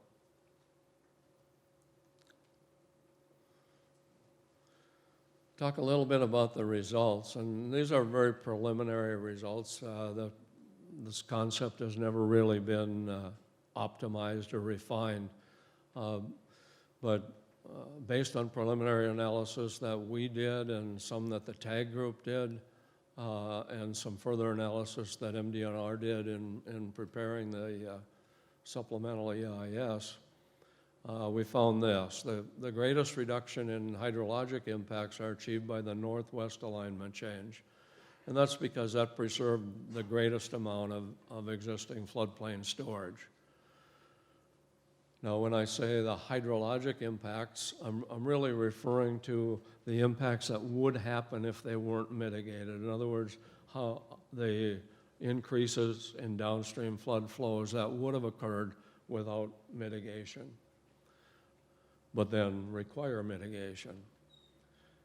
The amount of storage that we found we had to have in the upstream storage area was about 35,000 acre-feet less than required by the Plan B. That at a corresponding increase then in the flood pool area of about 5,000 acres. So the pool becomes smaller and, you know, reflecting the need to store less water. Then moving on to the effect of the revised dam alignment, the biggest effect there was a reduction in the actual flood pool elevations. It lowered the 100-year flood pool elevation by somewhere between 4.6 and 4.8 feet, depending on whose estimate. That would amount to lowering it from 921 MSL to about 916.3 if you average that. So about 4.7 feet of flood stage reduction in the pool area. Now, if you combined this with properly designed gate and spillway system, it would probably require larger floodgates, and of course it would require a lower spillway elevation. You would expect peak elevations then of the 500-year flood and the PMF to be similarly reduced, not necessarily exactly, but similarly reduced. So the impacted upstream area is much less. Also, and again, this is somewhat speculative, but in my mind, almost certainly it would eliminate the need for that eastern tieback, the tieback that goes back to the east, crossing Wolverton Creek, should no longer be a necessary or integral part.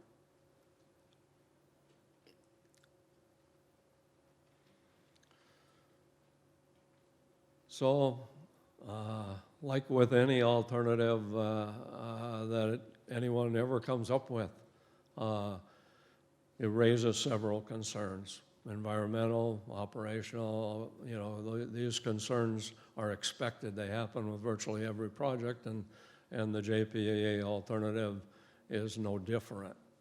What typically happens then is the designer is challenged to deal with those issues, either determine that they're not really that significant or come up with some way to minimize or mitigate the impacts of those concerns. Unfortunately, in this case, we're sort of just getting started in that process and never really had an opportunity to go any farther. So, you know, I don't believe that any of the concerns really are both significant and unresolvable, but there's certainly something that would need to be addressed if the JPA alternative were to move forward. We did submit some comments to the drafts supplemental EIS, but again, those were brief comments, and there was no second opportunity to look at what DNR or the writers of the EIS responded back.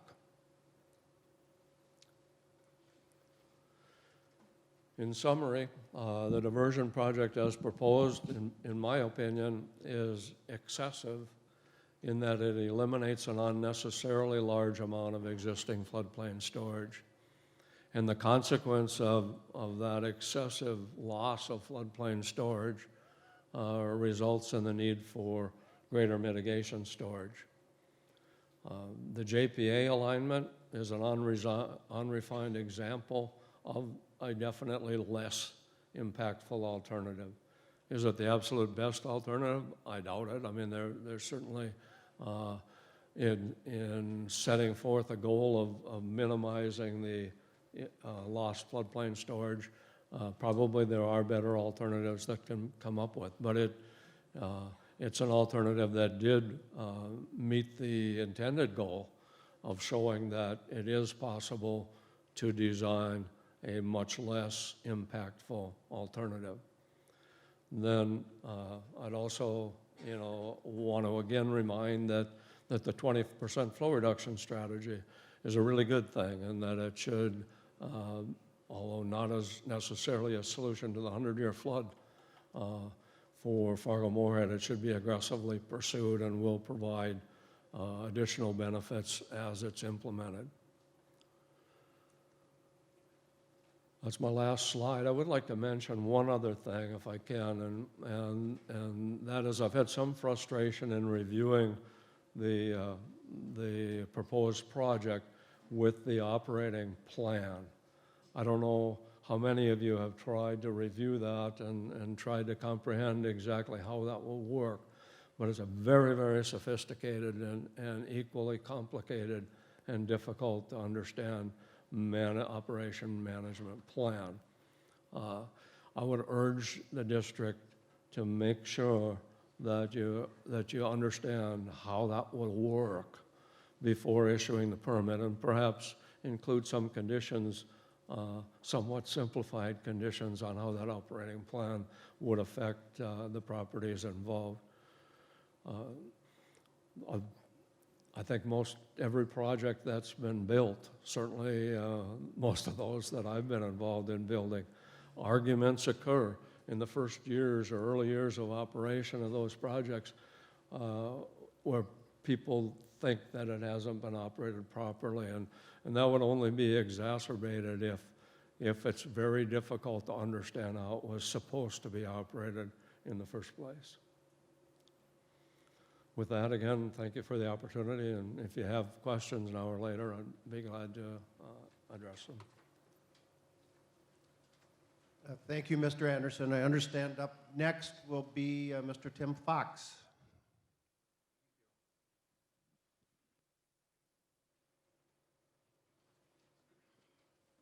Good evening.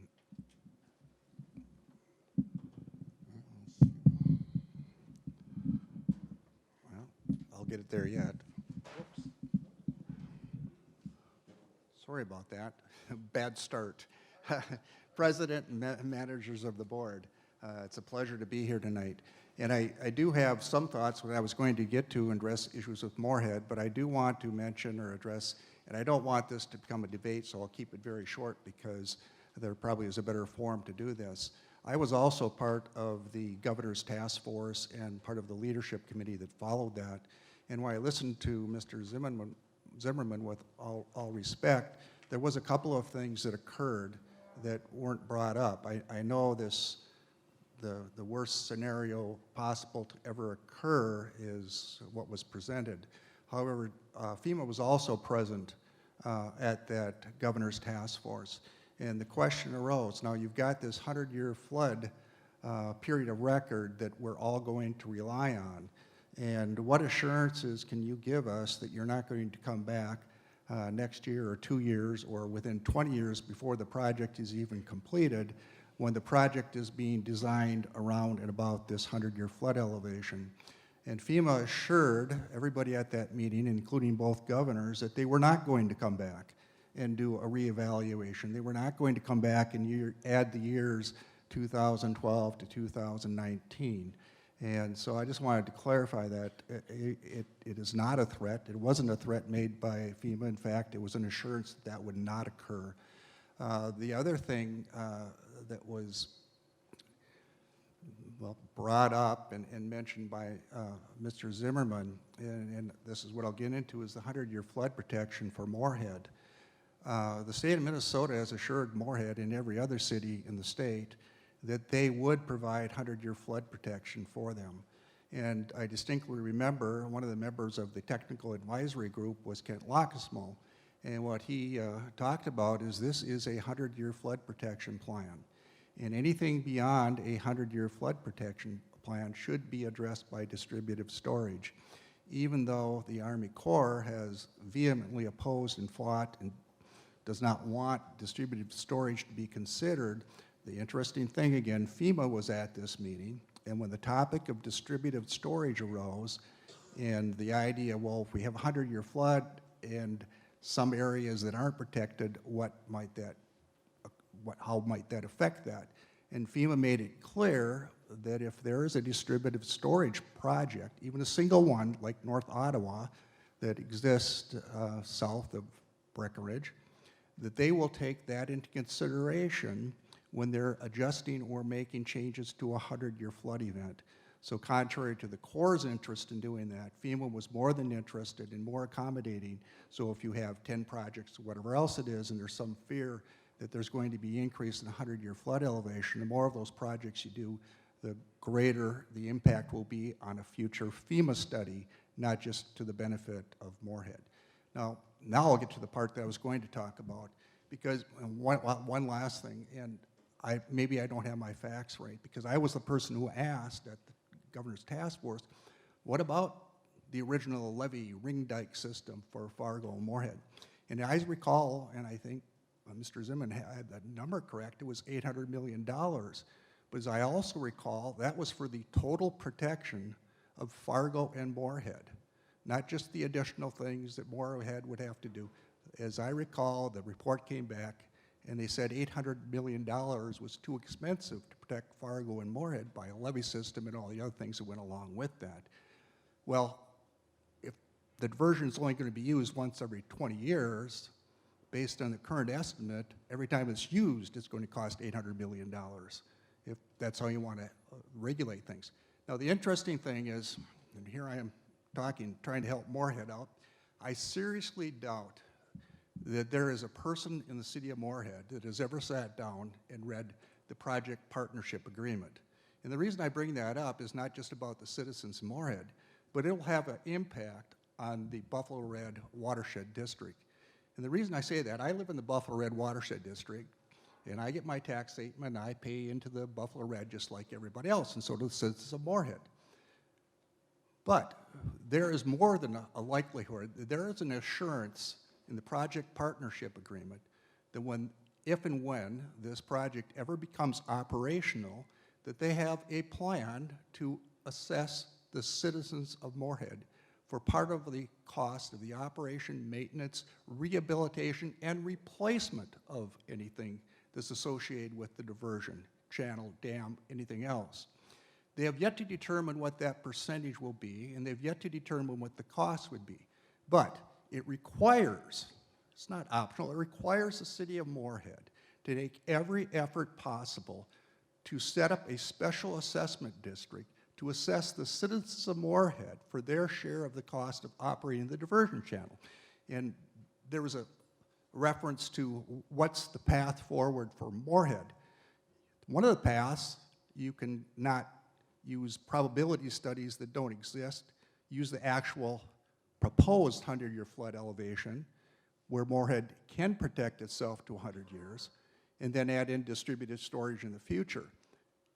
Without a diversion, there is no risk of a single person in the city of Moorhead paying for the operation of a diversion channel. With a diversion channel, there is a guarantee that citizens in Moorhead will pay for the operation, maintenance, rehabilitation, and replacement.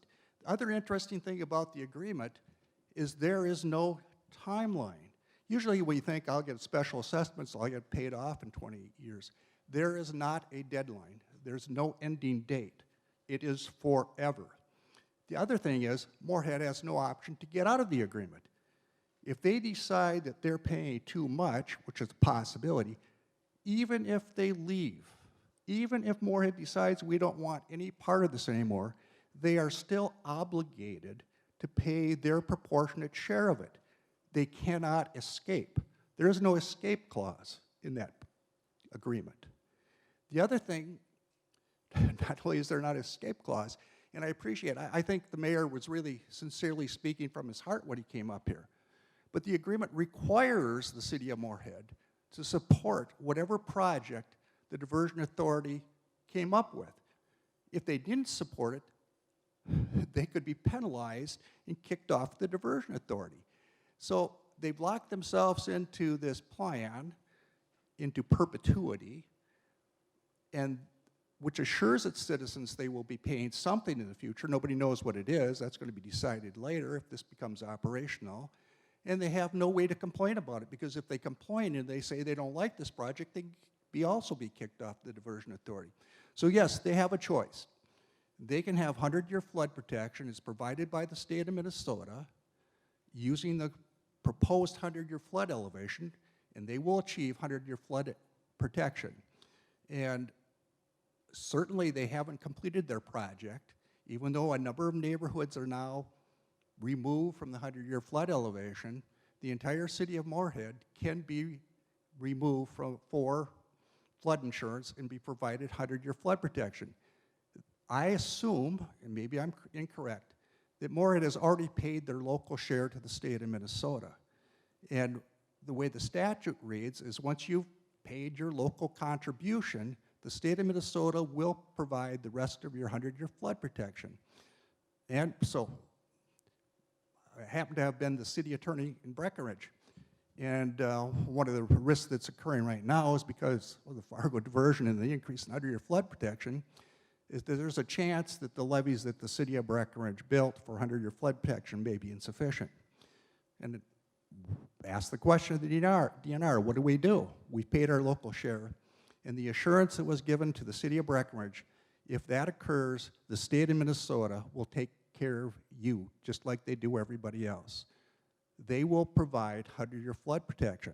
And until somebody tells me that that's not going to happen, that's what their assurance has been to the city of Breckenridge. And in talking to Kent Lockestmo, who's the water person, the DNR, he again indicated throughout this process that this is supposed to be 100-year flood protection based on 100-year flood elevations established by FEMA. It's not supposed to be a 500-year flood event protection. And that may not sit well with Fargo or some other people who want a project that is beyond their needs and beyond their ability to pay for. The other thing is, in talking about the mitigation can't make a project lawful. Mitigation cannot not make a project not violate the rules and regulations that are established by watersheds or by the state of Minnesota. And so we heard a lot about mitigation. And just because you have an endless, what appears to be an endless supply of money at this time, doesn't mean that you can buy your way through a violation of law by creating a system where you claim you're going to mitigate people, even though there's no assurance that may ever occur. And I do have some excerpts, that's what went flying around here, that I took out from the project partnership agreement. So if anybody, hopefully there's somebody from Moorhead, I'd be happy to hand that out to you. There are comments. I'm not an attorney giving you legal advice. I'm retired. I am here because I'm concerned about what's going to happen to the citizens in Wilkin County. And apparently I'm also concerned about what's going to happen to the citizens in Moorhead as well, because I just have a sense they have no idea what's coming.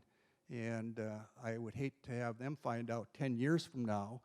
And in fact, if they knew it was coming, there'd be 2,000 people in this room instead of 200 people. They've been assured by everyone that they will never pay for anything, which may be true for the construction portion of it. I'm not saying that's not true, but I pulled out the excerpts, and anybody that wants a copy of that I'd be happy to provide that to you. And this goes back to what are the costs of the citizens in Moorhead. The more they're going to have to pay into a special assessment to manage the diversion authority, the less desire there's going to be on their behalf or the behalf of Clay County to participate in water projects throughout the rest of the state of Minnesota and North Dakota. They will say, we have our flood protection. We don't care about mitigation. We don't care about distributed storage. And don't take our money. Don't put another bill on my real estate comps, because I'm paying for my flood project already. I'm not going to do anything to assist the basin because I'm drained dry from what this project has cost me. So it will have an impact on the watershed, and it will diminish their ability to have water projects in the future, because where is the money going to go to when people in Moorhead have seen more than their share of costs for a project that they probably never needed to begin with? More than likely, they didn't need to begin with, so thank you.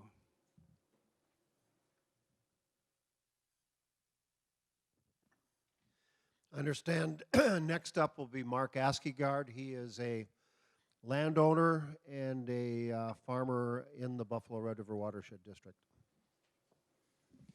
Manager Anderson, President Leach, and fellow board members, I would like to thank you for providing this forum to facilitate this discussion on the most important water project that this region has probably ever seen, the FM diversion. My name's Mark Askegard. I farm in Holy Cross Township in southern Clay County, and I also farm in northern Wilkin County in Wolverton Township.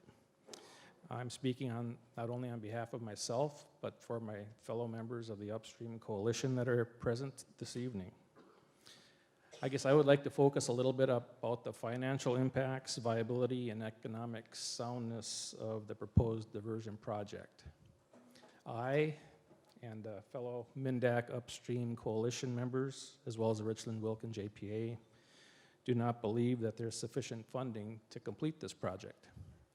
They may be able to start the project and do certain aspects of the project, but not complete the project. We believe that there are better alternatives to fully protect the cities of Fargo and Moorhead at a much lower cost, and that can be completed in a shorter period of time. In addition, we believe that they could be completed with less negative impacts to the residents of the Watershed District. I'll first start by addressing the funding and cost issues of Plan B. The original cost of the diversion was estimated to be $1.8 billion. In a short 7-year time frame, this has grown by 50% to $2.75 billion. The fact of the matter is that that cost is actually much higher. The Diversion Authority lists their current cost estimate in 2018 dollars. We believe the fully funded cost estimate, that means the amount of money that will actually be paid over the construction period without interest, is actually $3.13 billion. This is an extremely important point. The Diversion Authority's funding is not in 2018 dollars. They don't have the money to prepay their estimated construction costs. The understatement of the cost goes much further than freezing the prices at today's estimates. The St. Paul Army Corps office has constructed 2 much smaller diversion projects, both less than 5 miles long, one being in Roseau and one in Breckenridge. Both more than doubled in cost. The Oxbow Ring Dike project was estimated to cost $65 million.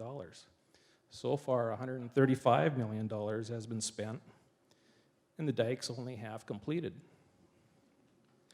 Fargo's in-town levies were estimated to cost about $250 million. The current estimate is closer to $500 million, and they're not completed yet. It'd be nothing short of a miracle if this project were to get completed for under $4 billion. When you look at the sources of revenue projected by the Diversion Authority, the financial outlook becomes even more bleak. Let's begin with the local funding for the project. Fargo and Cass County say that they will pay $1 billion, which will come from sales tax for the local part of their project. The tax is going to run for 50 years. They projected an annual growth rate of 3% beginning in 2012 for the sales tax. Sales tax revenues have gone in the opposite direction. Since 2014, taxable sales have fallen by almost 10%. When you extrapolate that out, if sales taxes were to return to a 3% growth rate, revenue would still be $250 million below budget in 20 years. The state of North Dakota has said they intend to fund $570 million for the project and appears willing to give another $180 million in the future. This does not meet the request for the $300 million that they seek for the next 6 years. The Diversion Authority also says that they'll be getting $86 million from the state of Minnesota.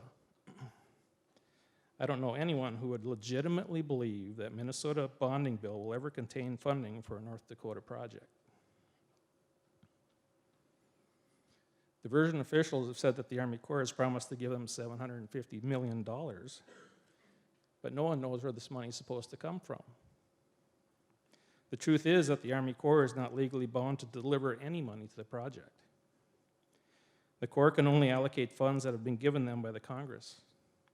The $750 million number is really a cap on unknown funding, rather than an obligation to deliver it. There's never been an appropriation from the federal budget for this project. All the money they've received to date has come from the Army Corps' internal civil works budget. It'd be extremely unlikely that the Office of Management and Budget would ever include this project in the President's budget. It's my understanding that the current benefit cost ratio calculated by the Office of Management and Budget is less than 1. That means that for every dollar spent, there is less than $1 in benefits. The Office of Management and Budget will not even go there. At the beginning of this project, the benefit cost ratio was 1.78 to 1. That was only achieved after manufacturing a 100-year flood level that was statistically incorrect. They did it by throwing out all the river data prior to 1942 to make big floods appear more likely. You've probably heard about the EOE data that was ultimately dismissed by the governor's task force and the DNR. The DNR did their own benefit cost analysis when they did their environmental impact statement. They calculated the BCR to be 0.52. That means for every dollar spent on this project, they save 50 cents in damages. Remember, that was when the cost of the project was only to be $2.2 billion. Today, the BCR for this project is closer to 0.3. Think of what the BCR for this project will be at $4 billion. Fargo has options for flood protection that would protect the city from a 100-year flood that would cost much less, as Charlie showed, and be constructed in a more timely fashion. Simply put, the project is too big.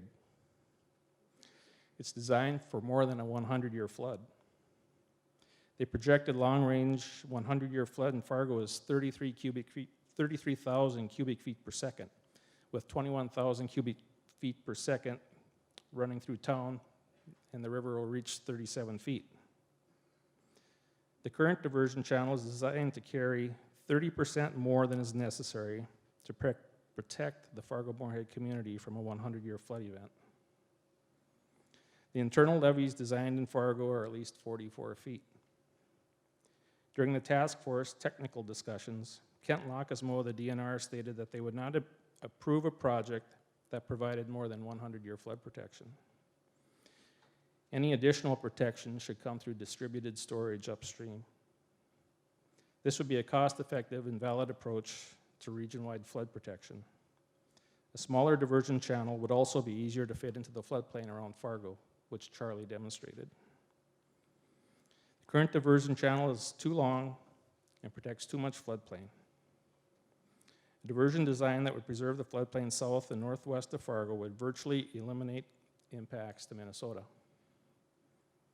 We would like to see the operating design for the aqueducts that are supposed to carry the Cheyenne and Maple Rivers over the diversion channel.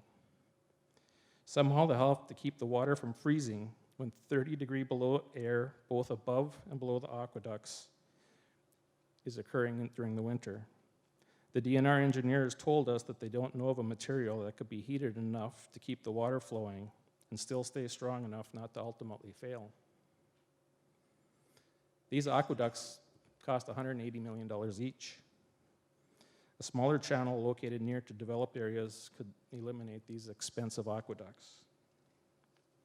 4 years ago in Bismarck, the North Dakota State Engineer told a legislative committee that if this were a state project instead of an Army Corps project, it could be done for half the cost.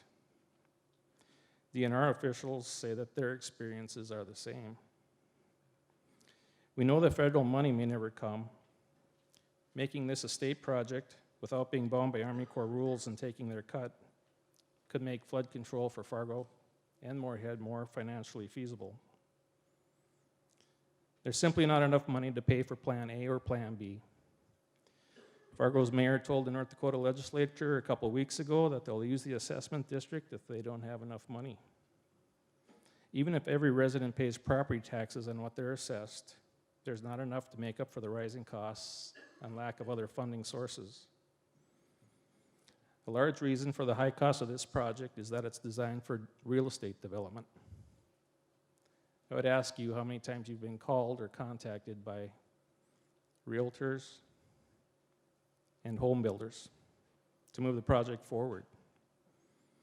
It's unethical for this water district to push water on property and cemeteries that do not flood so that other people can enrich themselves. This is wrong. We don't believe that Buffalo Red guidelines allow them to condemn or buy their way around you. In the DNR's environmental impact study, they said the project does not comply with the Buffalo Red rules. That should be clear enough to have you deny a permit for this project. Now, we don't seek continual litigation where nobody wins except attorneys and engineers. Don't take that as an offense, but Plan B is not either financially or fiscally sound. There are better alternatives for flood protection for the FM area that have fewer impacts to the watershed, cost less money, and can be economically defended. These alternatives will only be explored if you deny the permit for Plan B. Stay in the contested case and bring all parties to the table to take a fresh look at new alternatives. Thank you.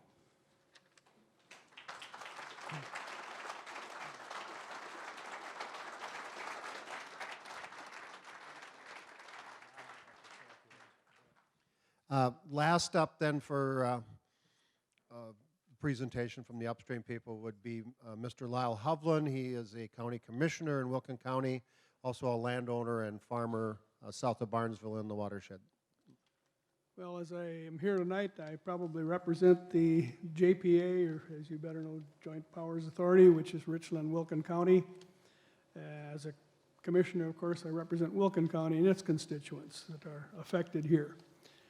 I'm not going to belabor points that you've heard before and add to a lot of things that you already know. So one of the things I will point out here is that I think your attorney has in his possession a letter that we are dated as of today, offering to mediate all of these points of contention that are here and there. So we've been accused of being obstructionist and not willing to step forward and wanting to kill the project, which is not the case. I think you heard enough alternatives proposed and that kind of thing. So we would stand by that we would mitigate or mediate things as we can, and we have that on record with your attorney. And this isn't the first letter, by the way. We've done this in the past and have been largely ignored. So other than that, I'm going to simply wish you all the wisdom of Solomon as you go forward and try to make your decisions here. So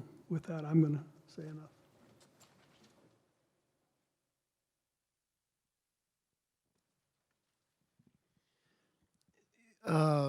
Yeah, and like we said, if you want to come up now, we've got some time allotted here for open discussion. There's a green slip in the packet that you got. You can still take them over to by Kathy over there or by Eric on the table and get those in. We do have a number of slips here. They're in no particular order, so I'll call these people to come up, and please use the podium and speak into the microphone. First off, we have Jason Ellert. Could you come forward, Jason?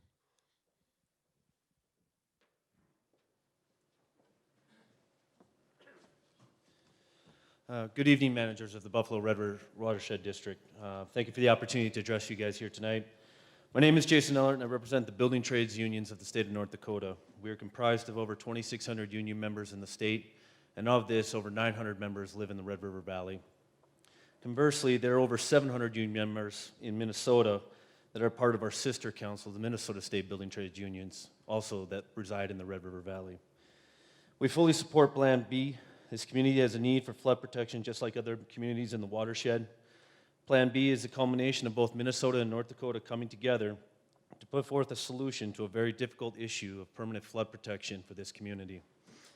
Plan B was developed with input from upstream, the metro area, and downstream communities for the least impactful, yet the most effective flood protection for the people of Fargo and Moorhead. There is no perfect plan. There isn't. But this the best plan that takes everyone's concerns and interests into account. The FM Diversion is here to work with the Buffalo Red River Watershed District to achieve a permit. There will be future floods, major and minor, to this people of this large community. Fargo and Moorhead communities should be afforded the same protection from flooding like Breckenridge received in devastating flood of 1997. Plan B will create jobs for our 1,600 plus union members in this Red River Valley between our two state councils, Minnesota and North Dakota. These jobs will contribute to the betterment of our members, their families, and their communities. We ask the managers to give peace of mind to the people of the watershed here tonight. We desire the Buffalo Red River Watershed District to work together with the FM Diversion Board to permit Plan B. And the Building Trades Unions of Minnesota and North Dakota ask you to put our members to work while protecting the people of this community. Thank you, and I'll stand for any questions if there are any. Thank you. Next up, Don Nelson. Mr. Nelson has a Moorhead address, and he owns land in Buffalo Red River Watershed District.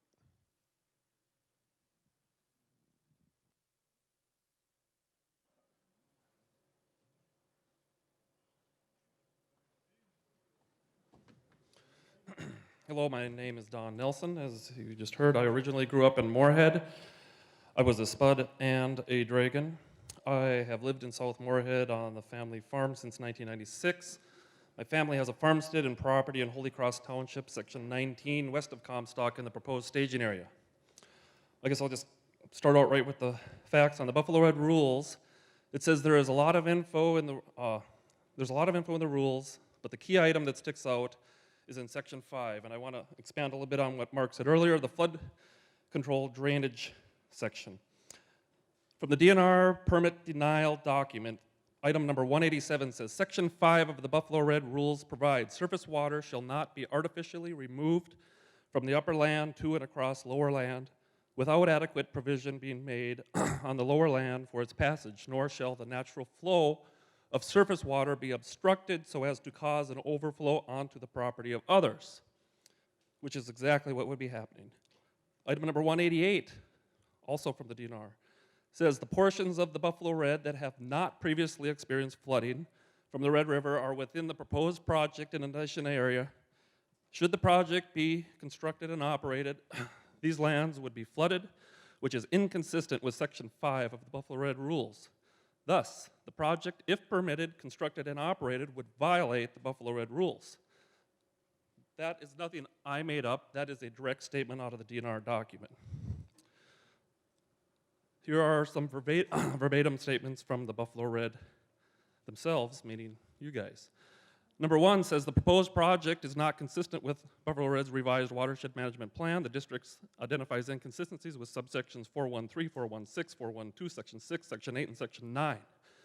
The proposed project is not consistent with Buffalo Red's district rules as identified in section 4.2 of Buffalo Red's revised watershed management plan. The proposed project is not consistent with the goals and policies identified in the 1998 Flood Damage Reduction Work Group Mediation Agreement.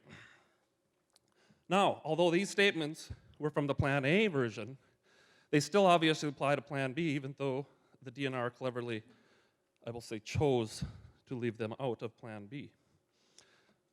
As far as the impacts to the watershed, there basically is not much difference between Plan A and Plan B. So, a couple comments on your permit conditions, if a potential permit, God forbid, was ever granted. Number 3, regarding property rights, is a little weak. It talks about property rights needing to be obtained it needs to have the clarification that these would be voluntary land acquisitions and no eminent domain should be used.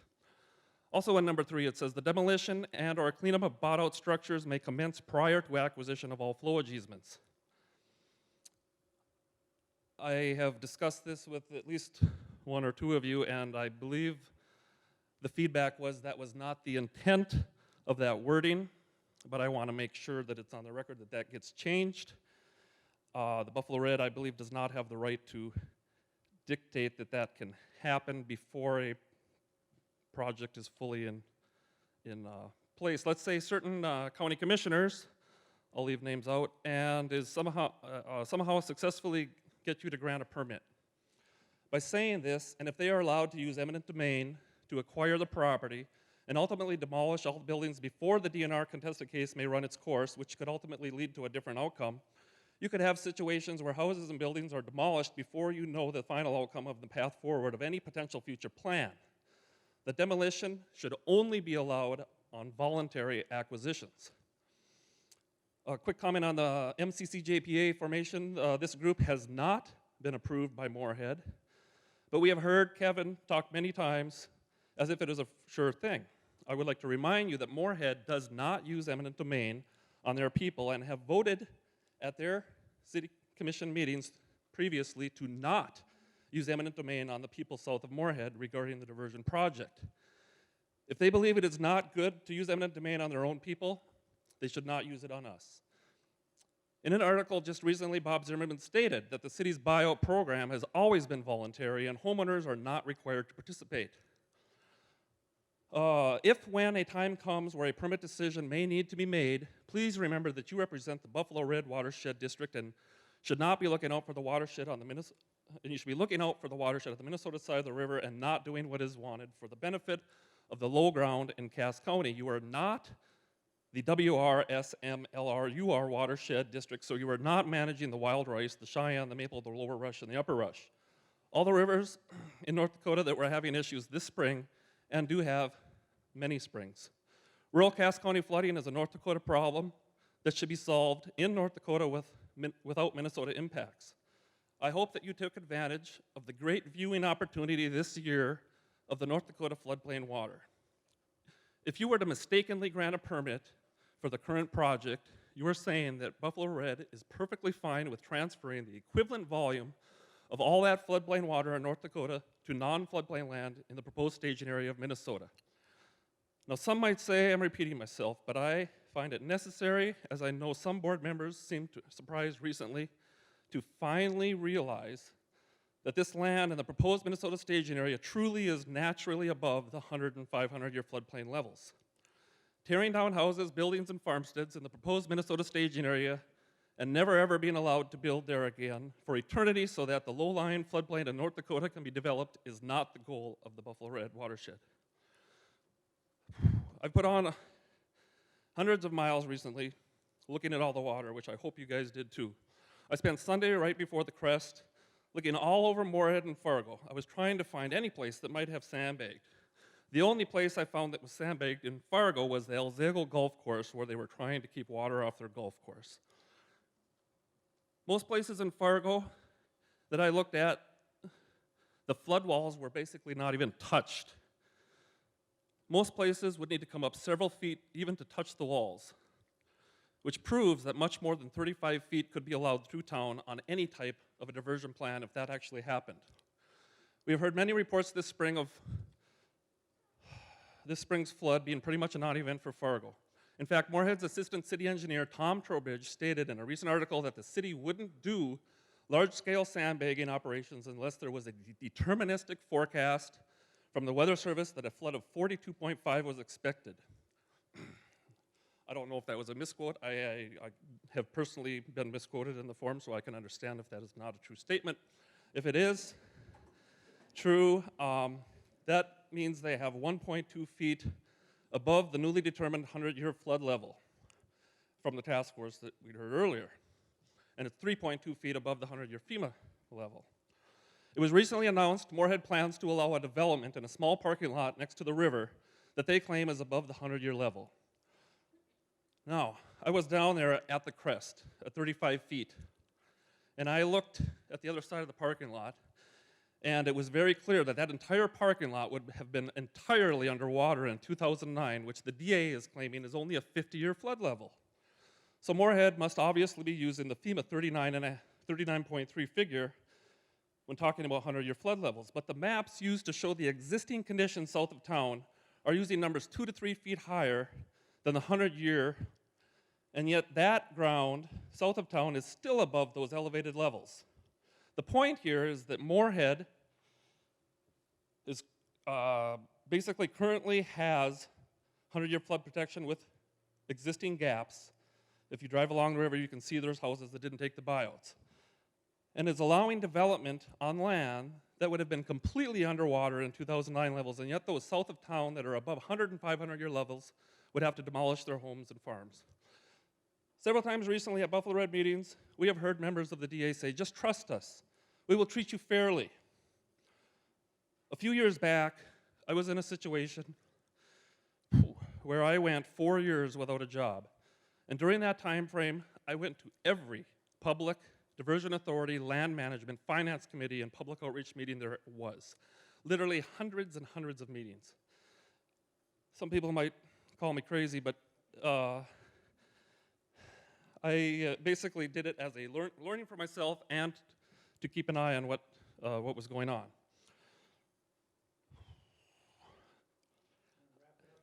I'm getting there. Over the years, at these meetings regarding various topics, we have all heard Bruce use the term right is right, wrong is wrong. Since this project is much more about enabling development in the floodplain on the North Dakota side than it is about protecting the existing city, there is no doubt this project is wrong. This is probably the biggest potential project to have huge negative impacts to the Buffalo Red. So I ask you to do the right thing. The Buffalo Red should not be allowing the transfer of water from North Dakota floodplain to Minnesota non-floodplain land.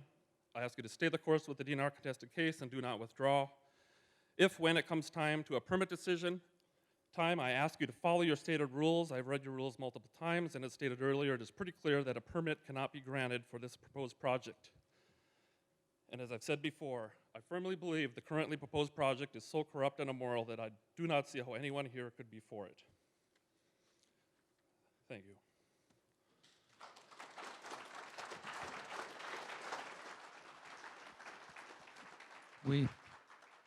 We let Don go a little long. He's bigger than I am. If anyone from the other side would like equal time, we will give it to them. We only have half a dozen or so people who wanted to speak, which is another reason we let Don go long. So we were aware he was going long, and I'm aware he's bigger than I am. Next up, I have Daryl Lendy.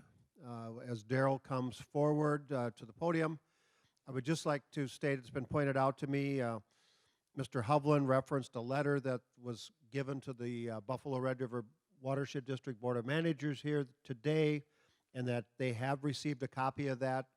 That now would be public information and will be on file in the Watershed District. So we do have that letter. Mr. Lendy. Thank you. Good evening. My name is Daryl Lendy. I represent the Northwest Minnesota Building and Construction Trades Council. We fully support Plan B, but I've heard some speculation and some opinions and stuff here tonight too. I just want to remind everyone of some of the statistics I got from FEMA of the 1997 Grand Forks, East Grand Forks flood. There were $2 billion in damages in the cities of Grand Forks and East Grand Forks, $3.5 billion in the region, 90% of Grand Forks, 52,500 residents evacuated, 9,000 from East Grand Forks. The population of East Grand Forks, they lost 17% of their population after the flood. 83% of the homes were damaged. All 385 downtown Grand Forks businesses were impacted. 11 historic buildings and 60 apartments burned. 16 of the 22 schools were flooded. It's time to move forward with Plan B to protect the businesses and residents from a catastrophe as of which occurred in Grand Forks, East Grand Forks 22 years ago. I want to thank you for letting me speak. I'd like to put our members and future members to work on this project. Thank you. Next up, we have Kurt Bjerknes. He represents CW, Comstock Wolverton Valley Co-op Elevator. Thank you, Bruce, Chairman Leach, managers. Like you said, my name is Kurt Bjerknes. I manage CW Valley Co-op. It's a farmers co-op in Comstock and Wolverton, Minnesota. We merged the two elevators 20 years ago. We have 90 years of history. Comstock was formed in 1929. We have grain facilities in Comstock and one in Wolverton. We also have an agronomy center just west of Comstock along County Road 2 and Highway 75. And we have a fertilizer plant 2 miles north of Wolverton. I want to address some of the negative impacts Plan B is going to have on our company and our patrons.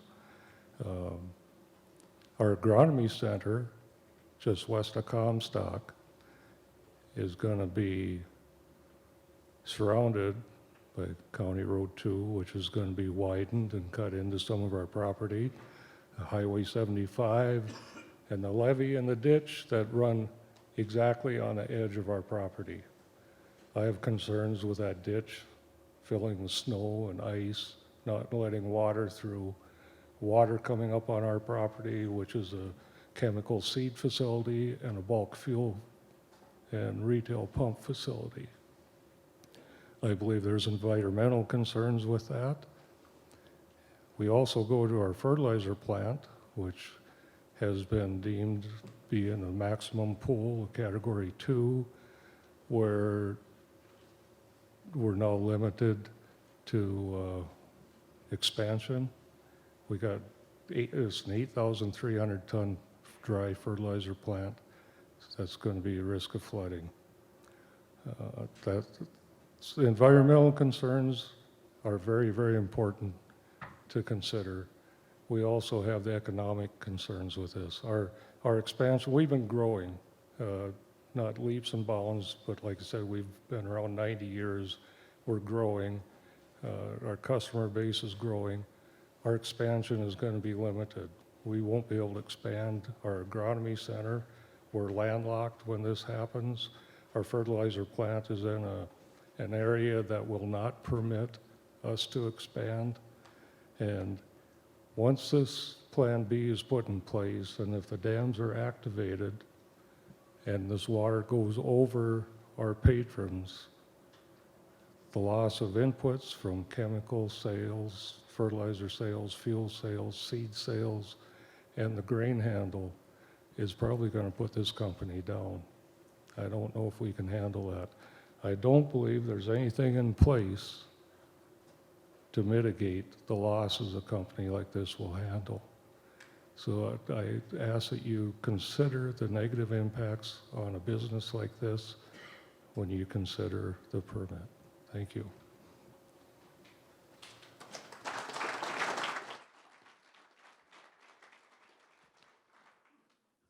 Next up, we have a Stephen Holm. Could Mr. Holm come forward, please?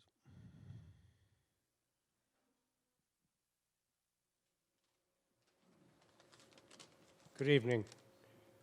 I'm honored to speak to the board here. I'm actually I'm a Clay County resident. I've lived in Clay County at least 45 years of my life, okay? I live uphill. I live north of Ulen, so my land doesn't get flooded, okay? So I'm in a different perspective than most of you people, okay?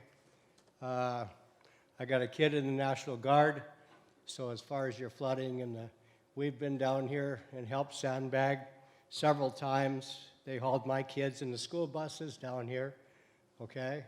On and on. Now, if or when we dig the ditch anywhere, I'll probably be involved, and I'll make money, and that's good, okay? And that's income tax, property tax, sales tax, on and on, like these other union people, all right? As an outsider looking in, I give up, or they take, or I contribute 10% or more of my income for income tax and property tax. Now, there's a lot of money been spent talking about this, and I mean no disrespect about the intelligent people that have been talking and looking at this for many, many, many years, okay, with our money, my money too. And someday, somebody needs to come up with some plan. Now, we can all agree, everyone in this room, and say we got plan K or F or P, and someone across the street will say it's wrong. Nope, we can't do that. We won't please everyone. So sooner or later, we either need to make a plan and do it, and I don't mean 7 or 10 or 12 years from now. Do we wait and then we flood and then we spend more money? We've identified there's a problem, right? Let's fix it, no matter what. I think we need to take a bigger look at drawing up a plan. Maybe we need some of these people, I don't know. But somebody smart needs to make a plan and do it. Enough of our tax money going to do nothing. Let's do something, okay? That's what I got to say. Do it. And not 10 years from now, soon. Thank you. Next up, we have Nathan Brandt.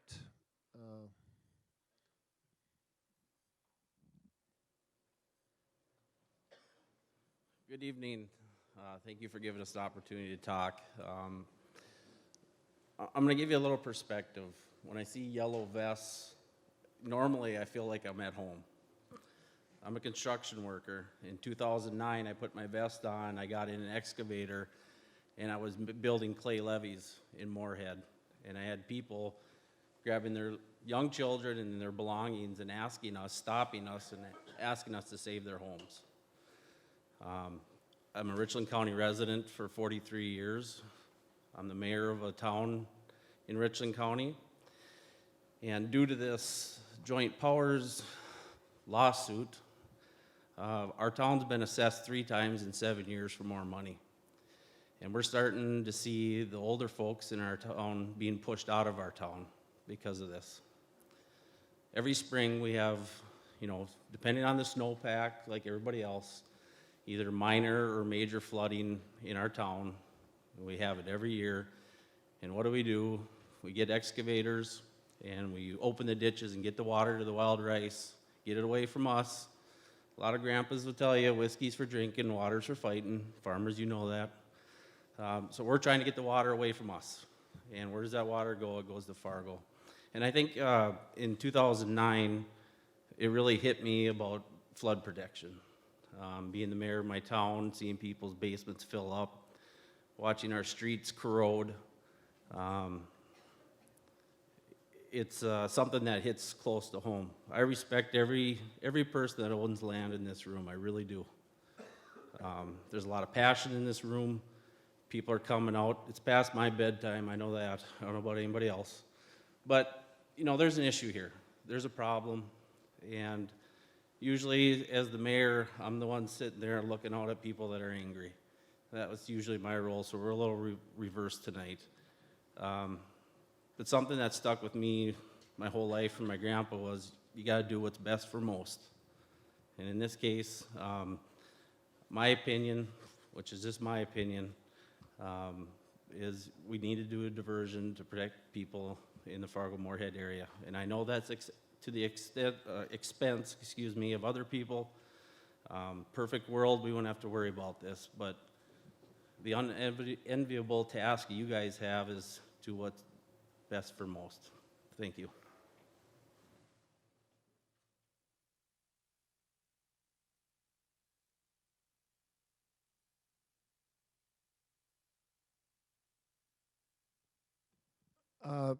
That ends, I guess, the official request to come up and come to the podium and use the microphone to speak to the board regarding the permit application that's pending before the Buffalo Red River Watershed District. We did state in the notice that we would probably go till about 10 o'clock, so there is some time.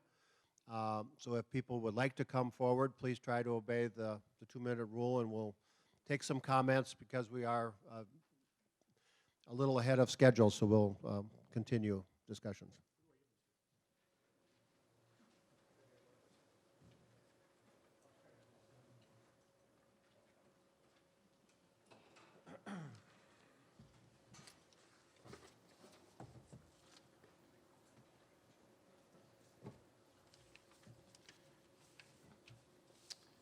Thank you very much. My name is Marcus Larson. I'm here again on behalf of myself. Also, 2 farmers that I've driven for in the past. They couldn't make it today, as farmers at this time of the year are trying to prep for spring, and any of the equipment that they've been able to buy at auction sales is right now in transport 150 miles at 30 miles an hour. So they have something else preoccupying their time. On 2 occasions, the Buffalo Red Watershed District voted for a contested case, January 14th and also on April 8th. Clay County Commissioner Kevin Campbell attended both of those meetings, but refused to report the matter to the Clay County Commission in each instance mere 12 hours later. Shortly after the meeting on January 14th, the meeting began devising and implementing this plan to coerce the Buffalo Red to reverse their position. That was something that became very apparent at one of the succeeding meetings where Mr. Leach had referred that he did not appreciate having to deal with attorneys and legal questions. Shortly after the April 8th meeting, Kevin Campbell was visibly irritated, near apoplectic. He was quoted in the Fargo Forum by Barry Amundsen, characterized as Kevin angrily said the Watershed Board wouldn't get any money from the Clay County Board to fight the DNR permit as legal fees could mount. There have also been several reports that Mr. Campbell and others are trying to remove Buffalo Red managers that are not voting blindly to support the FM Dam and Diversion Project. Are threats and intimidations ethical behavior, or is this just a self-serving rage of members with an agenda? After the Buffalo Red meeting on April 8th, Kevin Campbell shook the papers of Judge Tonheim's decision, and he says, "What do you think of this?" I said, "I think it allows for 5 limited activities, but it's not a permit." He replied that they already have an agreement with the DNR, and this is part of my concern. Why is this alleged agreement being withheld from the public? Are you privy to the information that is the alleged agreement with the DNR and the Diversion Authority? If I can ask the members of the audience, how many people are here from Clay County? How many people are from Clay County? How many people from Clay County have ever voted on anything supporting any action in support of the diversion?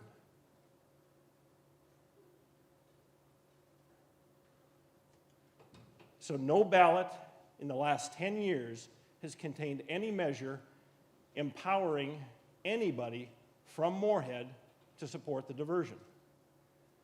I think that stands as testament. On April 22nd, an article in the Fargo Forum cited Mary Sherling reciting more misinformation about Plan B, that it was agreed to by consensus. It was never agreed to by consensus. The task force was never commissioned to reach a consensus. The technical advisory group that followed was comprised of former Mayor Delray Williams, Fargo Mayor Mahoney, Colonel Samuel Calkins, U.S. Army Corps of Engineers, and Mr. Tim Fox, who we heard from earlier from the Richland-Wilkin JPA. They never voted to advance Plan B as a sole alternative. As on the contrary, Charlie Anderson's presentation was very enlightening. It's a compelling alternative that could reduce impacts significantly in the Fargo area, and it's closer to bringing Fargo to a viable project. Mary Sherling was also quoted perpetuating a falsehood that they have a permit from Minnesota DNR. That's completely contrary to the Minnesota Attorney General.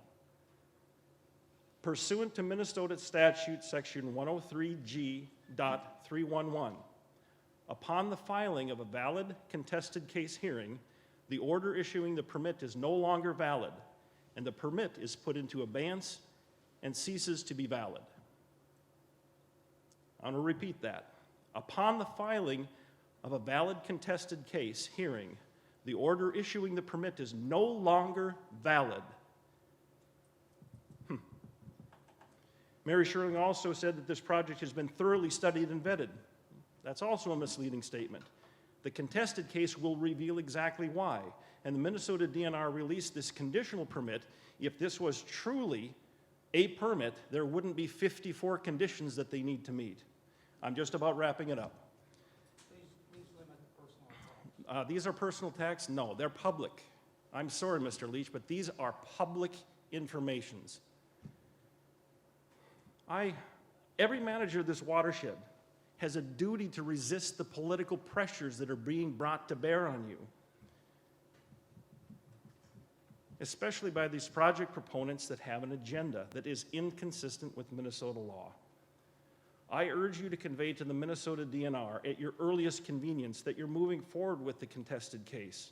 Review the entire record and determine why these multitude of issues that were in Plan A have not been, why they haven't been addressed in Plan B.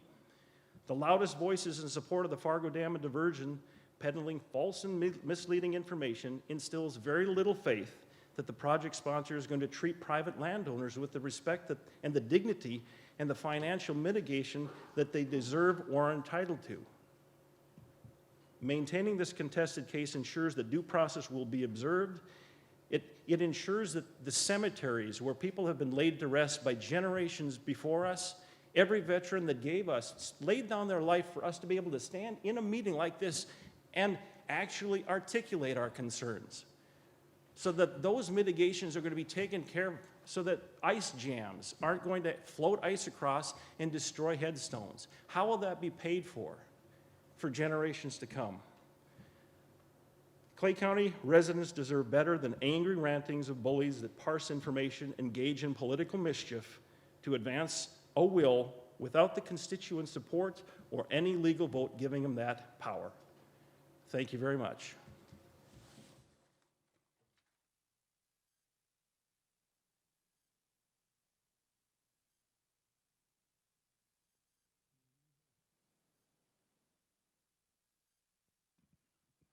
Would either Mary Sherling or Kevin Campbell care to? This is not a debate, but okay. We have to let people say their piece. Is there anyone else out there tonight who? Oh, we have another slip. Yes, would Mary Johnson come forward, please? Marty.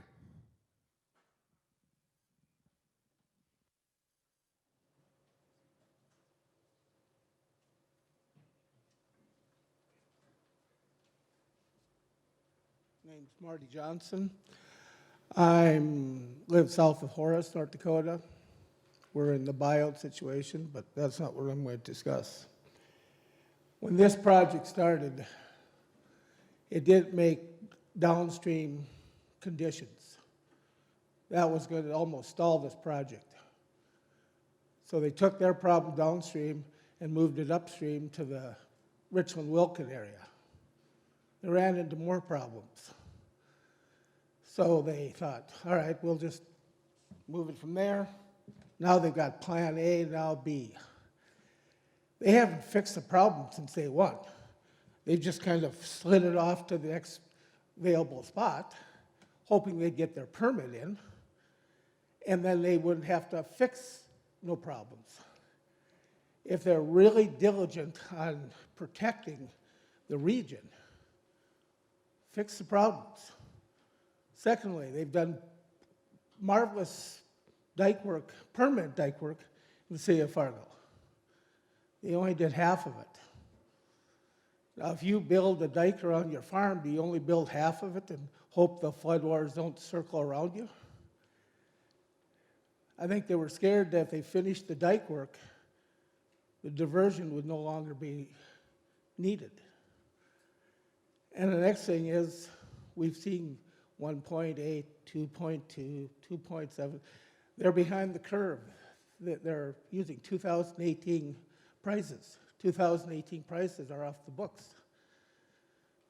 Let them come up with the price of the final project. They're just kind of limping along and hoping this will get here before they have to reveal this thing is going to top $4.5 billion. There isn't money for this. And if they started and fail, we just created another Garrison diversion ditch that will never see the end. So let's give Fargo the protection they deserve. We cannot lose a major city like Fargo, North Dakota, but we can sure fix it a lot cheaper. Thank you.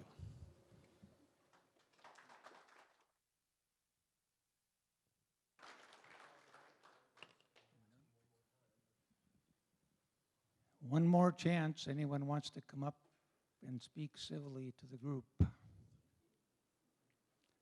If not, Oh, Mark says pound the gavel. Yep. We appreciate everyone coming out tonight. We appreciate the compassion, the passion that you show. And believe me, as Mayor Judd said, we will try as hard as we can to do the right thing, as I know the mayor will do.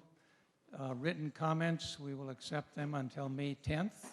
Send them to the Watershed District. And enjoy what's left of the short evening. Thank you for coming out.